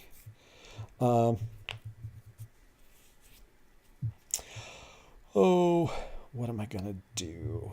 Well, let's see. Anyway, so that was Michel's turn. You get to choose who goes next. Evie and Hux remain. Let's jump back to Evie and see what she's up to. All right. So, Evie, you've got a couple of bodyguards in there with you. They've taken some shots at you. You've taken a little bit of stress. What would you like to do? Have I? You took 2 points of stress because they shot at you and you opposed with haste, and you took 2 points of stress. You got a boost off of the... Or I marked it before. There we go. I got a boost. Yes. Okay. I'm like, no, that didn't happen. Oh, wait a minute. I was looking at the wrong character sheet. I was looking at Hux. Hux got 2. So never mind. Yeah, I got a boost. Okay. Right. I'm jumping out of that window. I'm getting the heck out of here. All right. There is also a pool underneath that window. So let's see. That sounds. Can I avoid the water? You're about 2 or 3 stories up. Are there any convenient hedges? I was going to say you could use guile. Or trellises. So you're trying to carefully, like, kind of climb down, like go out the window and climb down. Yeah. I would put that as careful, focus. Quick. Careful. Yeah, I would say focus. Sure. Because you're trying to like climb down the trellis. Mm-hmm. So go ahead and roll your focus. Let's see. I'm going to set the difficulty for that. I'm going to set the difficulty at 3, and the reason for that is that the bodyguards are kind of shooting at you. They're very interested in what you're doing. So go ahead and make your overcome roll.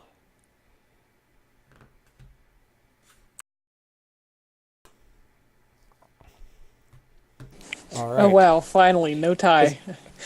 Yeah, it's not a tie. But it is under. It is. By 1 point. What would you like to do?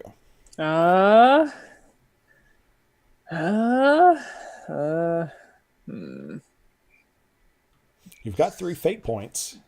But nothing to spend them on. You could invoke pool and just drop down into the pool as part of this.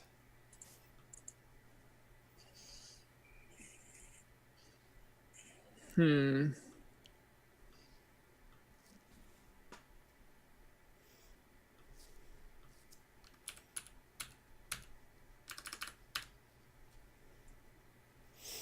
can't remember. Where did the uncertainty for the bodyguards come from? The uncertainty was that actually should be gone because those bodyguards it's not applicable to yours, and those bodyguards are gone. Man, okay. Sorry. Okay, I gotta think of a way to use expensive bodyguards. They're really good at their job.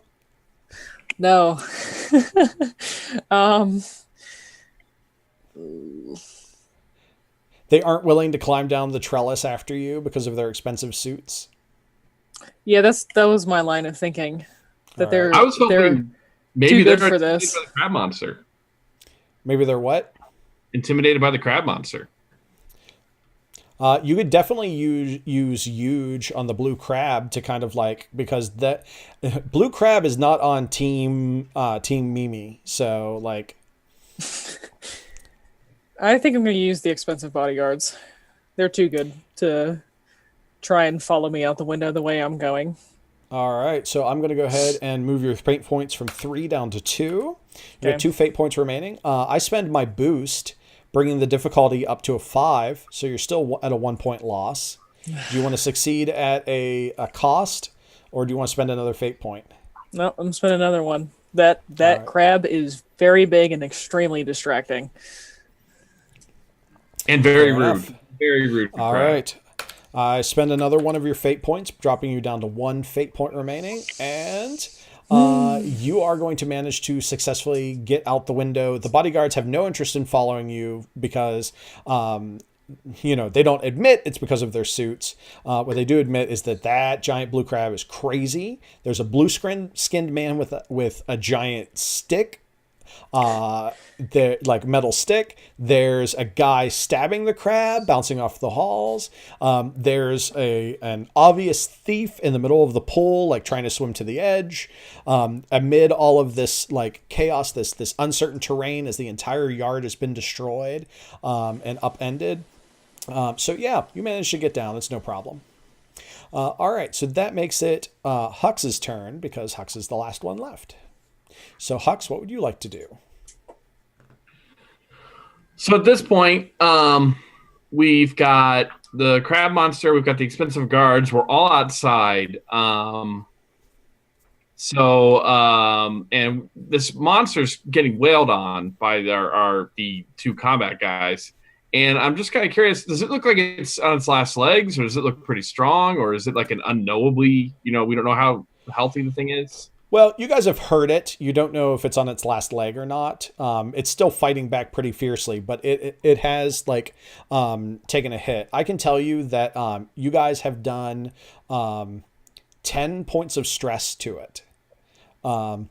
So that means that if its stress tracks mimic yours, that the 6-point stress track would be full and imperil would be marked. Okay. Because Hux always has been for the discretion is a better part of valor. That's when he's going to pull the gun from his pocket, which he didn't really want to use on the guards before because that's not who he is, but he does not care for the lives of giant blue crabmen. And as I get a beat on it and I'm just taking pot shots at it, nothing fancy because that's not how Hux is. I'm just going to be shouting to everyone, shouldn't we be heading out by now? So you're attacking it then? Yeah. All right, that sounds like forceful to me. So go ahead and roll forceful. Let's see. It is going to resist.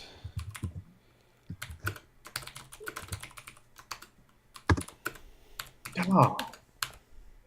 No luck. Wow. John, you got a -1, and it got a 5. So that is a 6-point difference. So John, that 5 is going to be pretty tough to beat.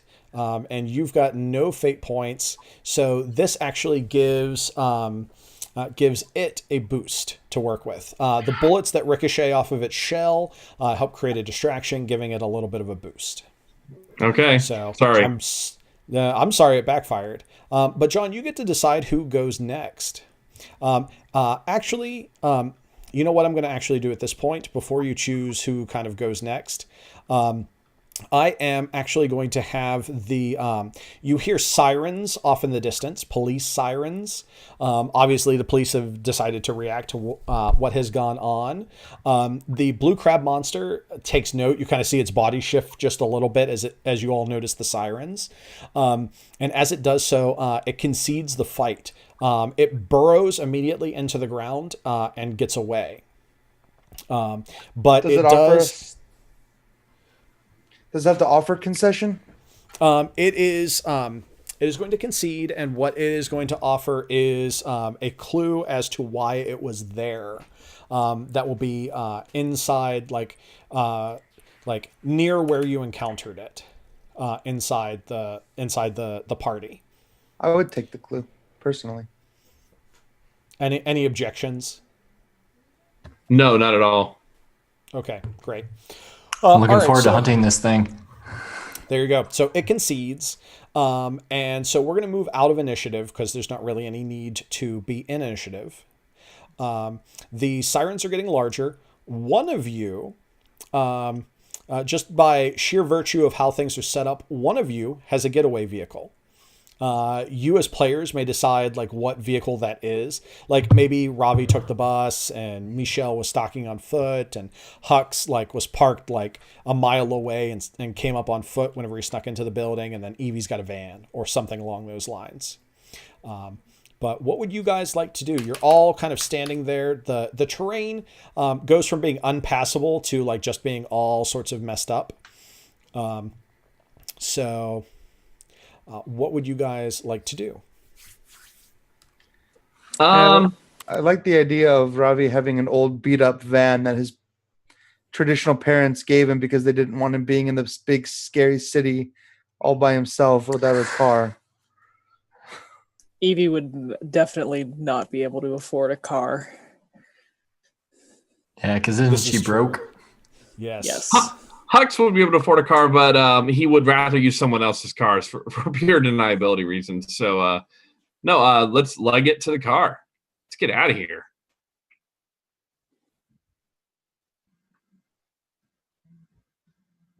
Randy, you're muted. Randy, you're muted. Yeah. Well, I was just talking, you know. No big Anyway, deal. not a problem. I mean, I'm the GM. No, what I say yeah, is not nobody cares important. about what that GM has to say anyway. So Right. That guy's just a total jerk. Anyway, so this is your first time meeting each other. This is the event that's bringing you guys together.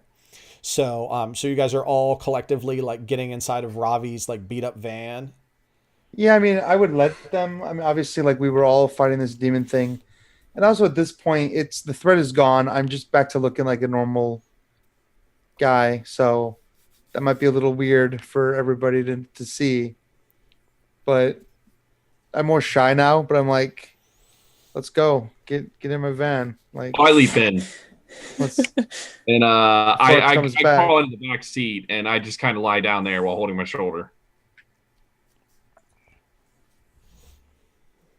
Michelle kind of looks around and realizes that Ravi might actually be a fellow hunter of those that should not be, and decides to follow along and hops in the front seat.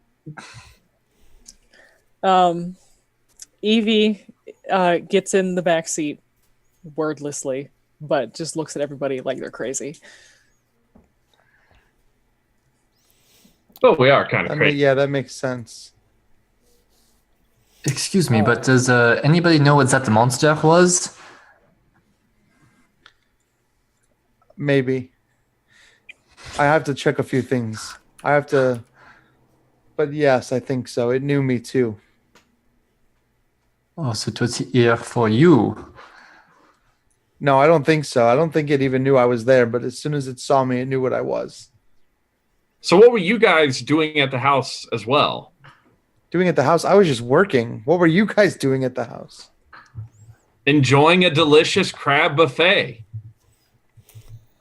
I was not actually at the house, if you would remember. I was outside, looking around, searching for something. Not sure exactly, but I was sent here for a purpose, a mission, if you will. I'm still not sure what that is, but I think it has something to do with that monster. That Mr. Crab. Oui, No. the crab. Evie just kind of puts her hand on the seat in front of her and leans forward a bit and says, "Yeah, if you could just drop me off at my place, that'd be great." And she gives an address to the place that she's staying. I don't know what you guys are talking about. And just real quick, Randy, were Evie and I working together, or was it just two people robbing the same place? Two people robbing the same place. Okay. Now, just so you guys know that when we did character creation, we did decide that there was going to be like a secret headquarters at a library. Yeah. Who's the link to that? That I will let you guys decide, but let me tell you where the secret library is. It is in the Thomas Jefferson building, one of the 3 buildings that comprises the Library of Congress. So whenever you think of like the beautiful like library in DC, when you think of the Library of Congress, the Thomas Jefferson building is it. It is going to be in one of the multiple basements underneath.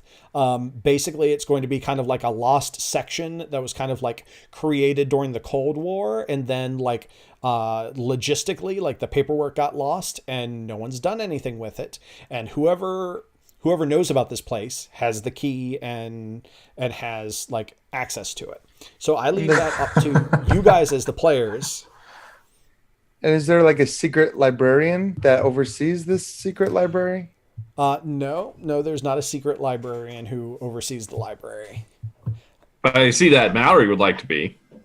Yes. So I think it would be fun if Evie, during her research, found out about this place, and this is where she's been living. So the address you gave was the Jefferson building? That would be, yes, convenient. Yes. So Evie, while we're talking to you, I see that we're almost out of time, but I still want to compel you. So I'm going to offer you a compel. You and Hux are both in the back seat. Michelle has specifically said that he was in the front seat. And Robbie, of course, is driving. You kind of look over and see the blood kind of welling out of Hux's shoulder from the gunshot. I would like to compel your disgusted by your hunger. You're basically going to kind of like reach your hand over and like wipe away some of the blood and just kind of like lick it. And Hux is going to notice this. Well, I'd say it'd be pretty hard not to. Yeah. So that is the compel. You've got 1 fate point to your name. If you'd like to refuse it, you may. Well, the question is, will our fate points be resetting next session or not? Yes, they will. I'm still going to take it anyways because I think it's fun. All right, sweet. So you go from 1 to 2 fate points, and the scene plays out just as I described it. Hux? It's at that point where I just look at her and watch her, kind of like, do you savor the taste of my blood, or do you just get very nonchalant going, oh, negative, thank you. Like, do you enjoy it, or? No. When she does it, it's almost kind of like she notices it, and she's kind of like, it's like she gets the 1,000-yard stare and her eyes just go blank. She doesn't even look at you or in your direction. She just looks straight ahead where she was looking before and kind of just does it. And then after she realizes what she does, she shudders and then just sits back and just looks out the window very quietly. Did you guys notice? Hey, blue dude. Hey, John. Hux. I'm going to compel you. So before you get to converse with everyone else, I'm going to burn my free GM invoke on shot to the shoulder, and you are going to pass out before you manage to like alert people to that. But I will let you get like a statement, like a real quick statement in before you pass out. I'd say that you could refuse it, but you can't. Sorry. Yeah. I guess I just say,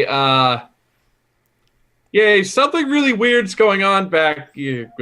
And then he passes out, which, by the way, you hear the sound of something metal hitting the floor of the van, and that was the gun in my hand. So, all right. He's completely passed out. All right. Yes. All right. So we arrive at the destination, which, Ravi, you realize when you get there that it is the Library of Congress, the Thomas Jefferson building. Evie indicates Evie indicates a place for you to park. She kind of produces a parking pass. You see that she kind of like takes a glue stick and fixes a corner of it and then hangs it up in the mirror. And so you're able to park. So Evie can take you into this. So I presume that Evie, because of Hux's situation, that you're all going into this like secret area that you have. Yeah, we'll probably need to care. Like, that's my first concern. With zero medical abilities at all, but I can't not help somebody, and obviously he needs help. Yeah.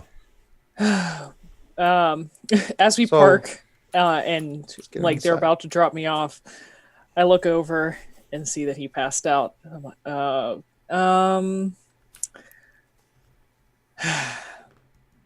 I don't imagine we want to go to a hospital, right? Probably want to just deal with this, I guess. Does anybody know anything about? We could leave him, but I don't know him. Stitches? I don't know any of you. Or anything like that? I think I could definitely be convinced that Michel knows how to. Yeah, I was like do just field gonna dress. Just gonna suggest that as a hunter, I might know a little bit about making sure that in the wild, when you can't make it to a hospital, that if something happens, I can patch him up. It won't be pretty, but well, as long as he doesn't bleed out in your car, I guess. If you want to bring him in, that's fine. Just, I'm not touching him. yes, I should be able to repair the wound, at least enough that it will not be life-threatening. And if you could stop the bleeding before we get out of the car, that would be good too. We don't need a trail for how I get to the basement. I just assumed that you would have put pressure on it as soon as he passed out. If for no other reason than you were disgusted by your hunger and didn't want to look at the blood anymore. Oh, man. Yeah, I think I'm sure we didn't notice that. No, the two of you did not. I think we both would know immediately what was going on. We've probably both dealt with vampires, but I doubt Hux has. Yep. Well, I don't know. I think Hux would have, but Hux didn't have time to react. Hux, he passed out.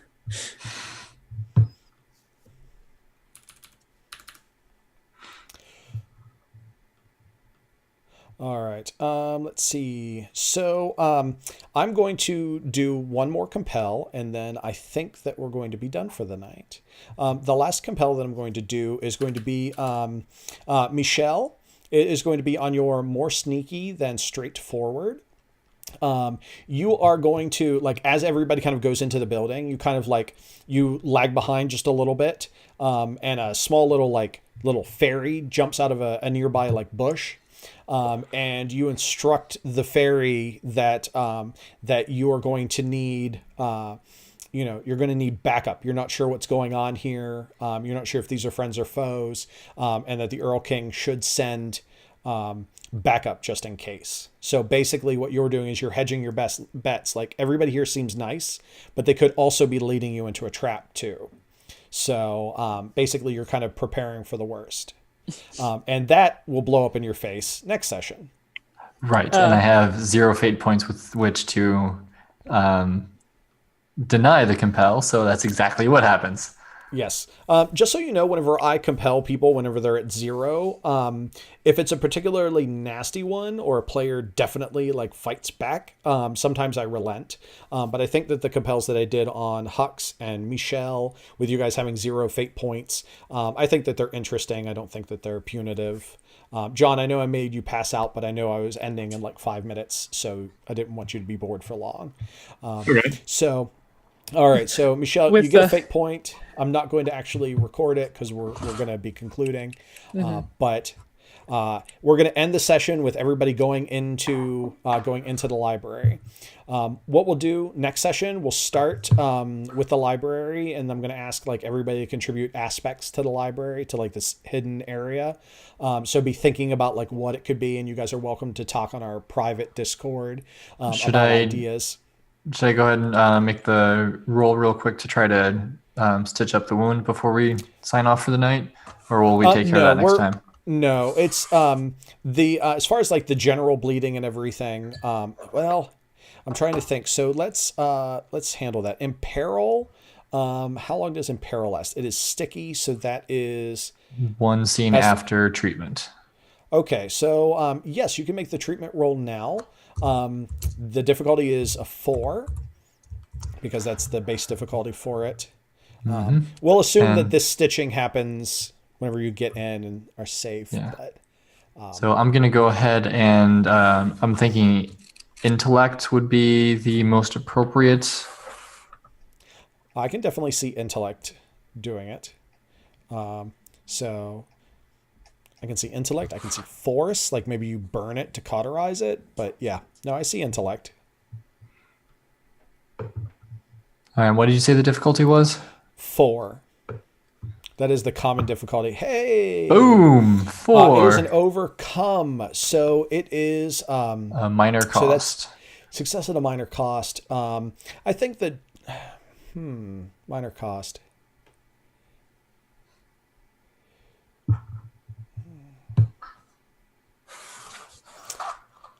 I tell you what, I think that the minor cost is going to be the thread that you used to stitch him up.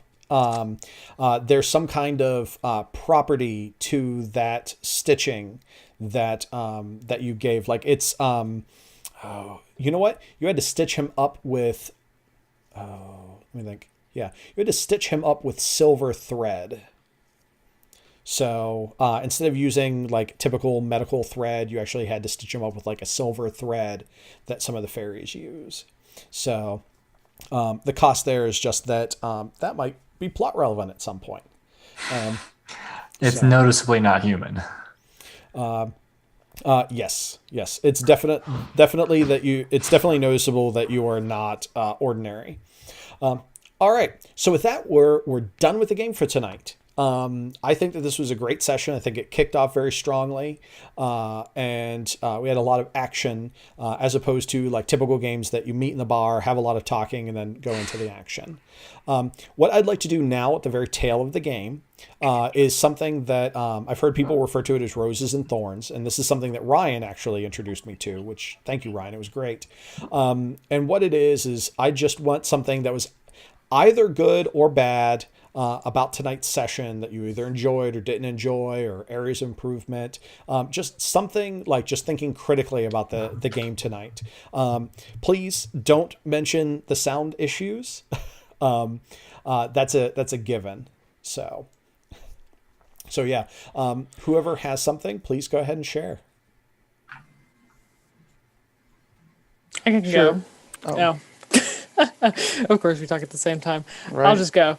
I would just like more role playing next time. That's all. It was very action heavy. Yes. Next session is going to be lead into more role playing. So yeah. I'm very much enjoyed. Dang it! All right, it's gonna keep happening. You can go ahead. Okay. I very much enjoyed how you allowed me to be super cool ninja man, because most GMs I played under be like, okay, give me an acrobatics roll to do that really cool thing that you want to do, which is why I kept asking, does that take my action or can I actually do something? Because most GMs would be like, being that cool is your action. So thank you. You're welcome. Like, to me, like that's part of what Fate is about. Like, you're supposed to be kind of like over the top, like get things done sort of folks. I do have a line, but you haven't crossed it, so it's fine. Ryan? Yeah, so I have my rose and my thorn. My roses, I like that you gave us a lot to do. I think it was a great introduction to our characters, why they were there, and just like allowing us to do things. But the flip side of that, and I know that this was the first real session, so I'm assuming it's not always going to be this way, but it was very railroady, right? Like, I mean, it just by nature, more so than I've played with you before.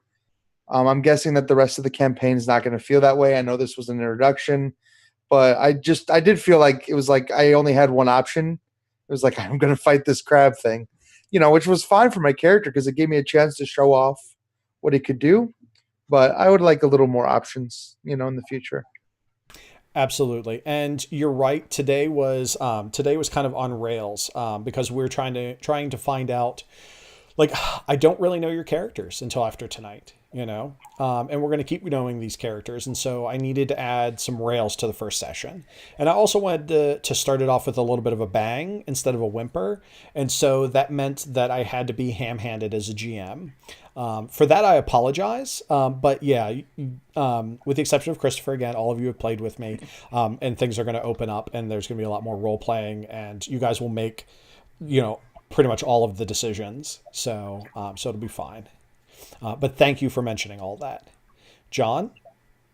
My rose was that I liked some of the story elements. I like the fact that I like how the combat went with the blue crab, where we got to see you guys, especially Ryan, describing everything about his character. Because I really like knowing more about what he, not just that he was like, a holy man and a warrior, but that he was referencing parts of his character and that he had clearly done the research for it. The thing that I didn't like was I get that the intro to the scene was essentially if all of us had rolled a critical fail. And so where we had the hacker failed and, she got caught doing it. I got caught going through a desk. The fighters got caught in the middle of combat with the giant monster. The problem with that was that it felt like Mallory and I got stuck in scenes that required only force, and we're not force characters.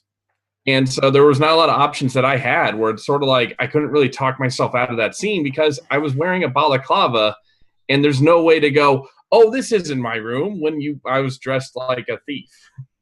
So one of the problems that I just had was I couldn't talk my way out of it because they wanted to fight. And I get that I had 2 bad dice rolls, which happens. Bad dice rolls happen. But I burned through my fate points quickly just trying to get options to escape. And in the end, it was just, well, crap, I'm trapped in a box where 2 guys are going to murder me. So next time, if we are in situations like that where we do start off or we end up where it's like, where the hacker fails to hack, the thief, fails to thieve, give us options that allows the hacker to hack their way out of it or the thief to somehow thieve his way out of it. Because otherwise, only like Ryan and Chris got to use their abilities to positive effect because they were like, oh, we're in combat now. We're combat guys. Okay, great. Yeah, that I will take that to heart. And I apologize if you and Mallory felt a little bit more boxed in and not able to shine in ways that you wanted to shine. So I apologize for that. But it probably fortunately won't come up again because next time we get into situations, it's going to be ones of your own device. So yeah, but thank you for bringing that up, John. Mm-hmm. All right. But overall, did everyone have a good time? Oh yeah. Hell yeah.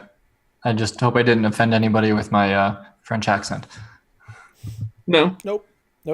Good stuff. All right, cool. Well, everybody wave goodbye. We're going to stop the stream. Thanks everyone for watching. See you in 2 weeks for session 2. See you guys. Sometimes. Have a good one, y'all. And remember, always check for giant blue crab monsters. The tastiest of crab monsters. Indeed.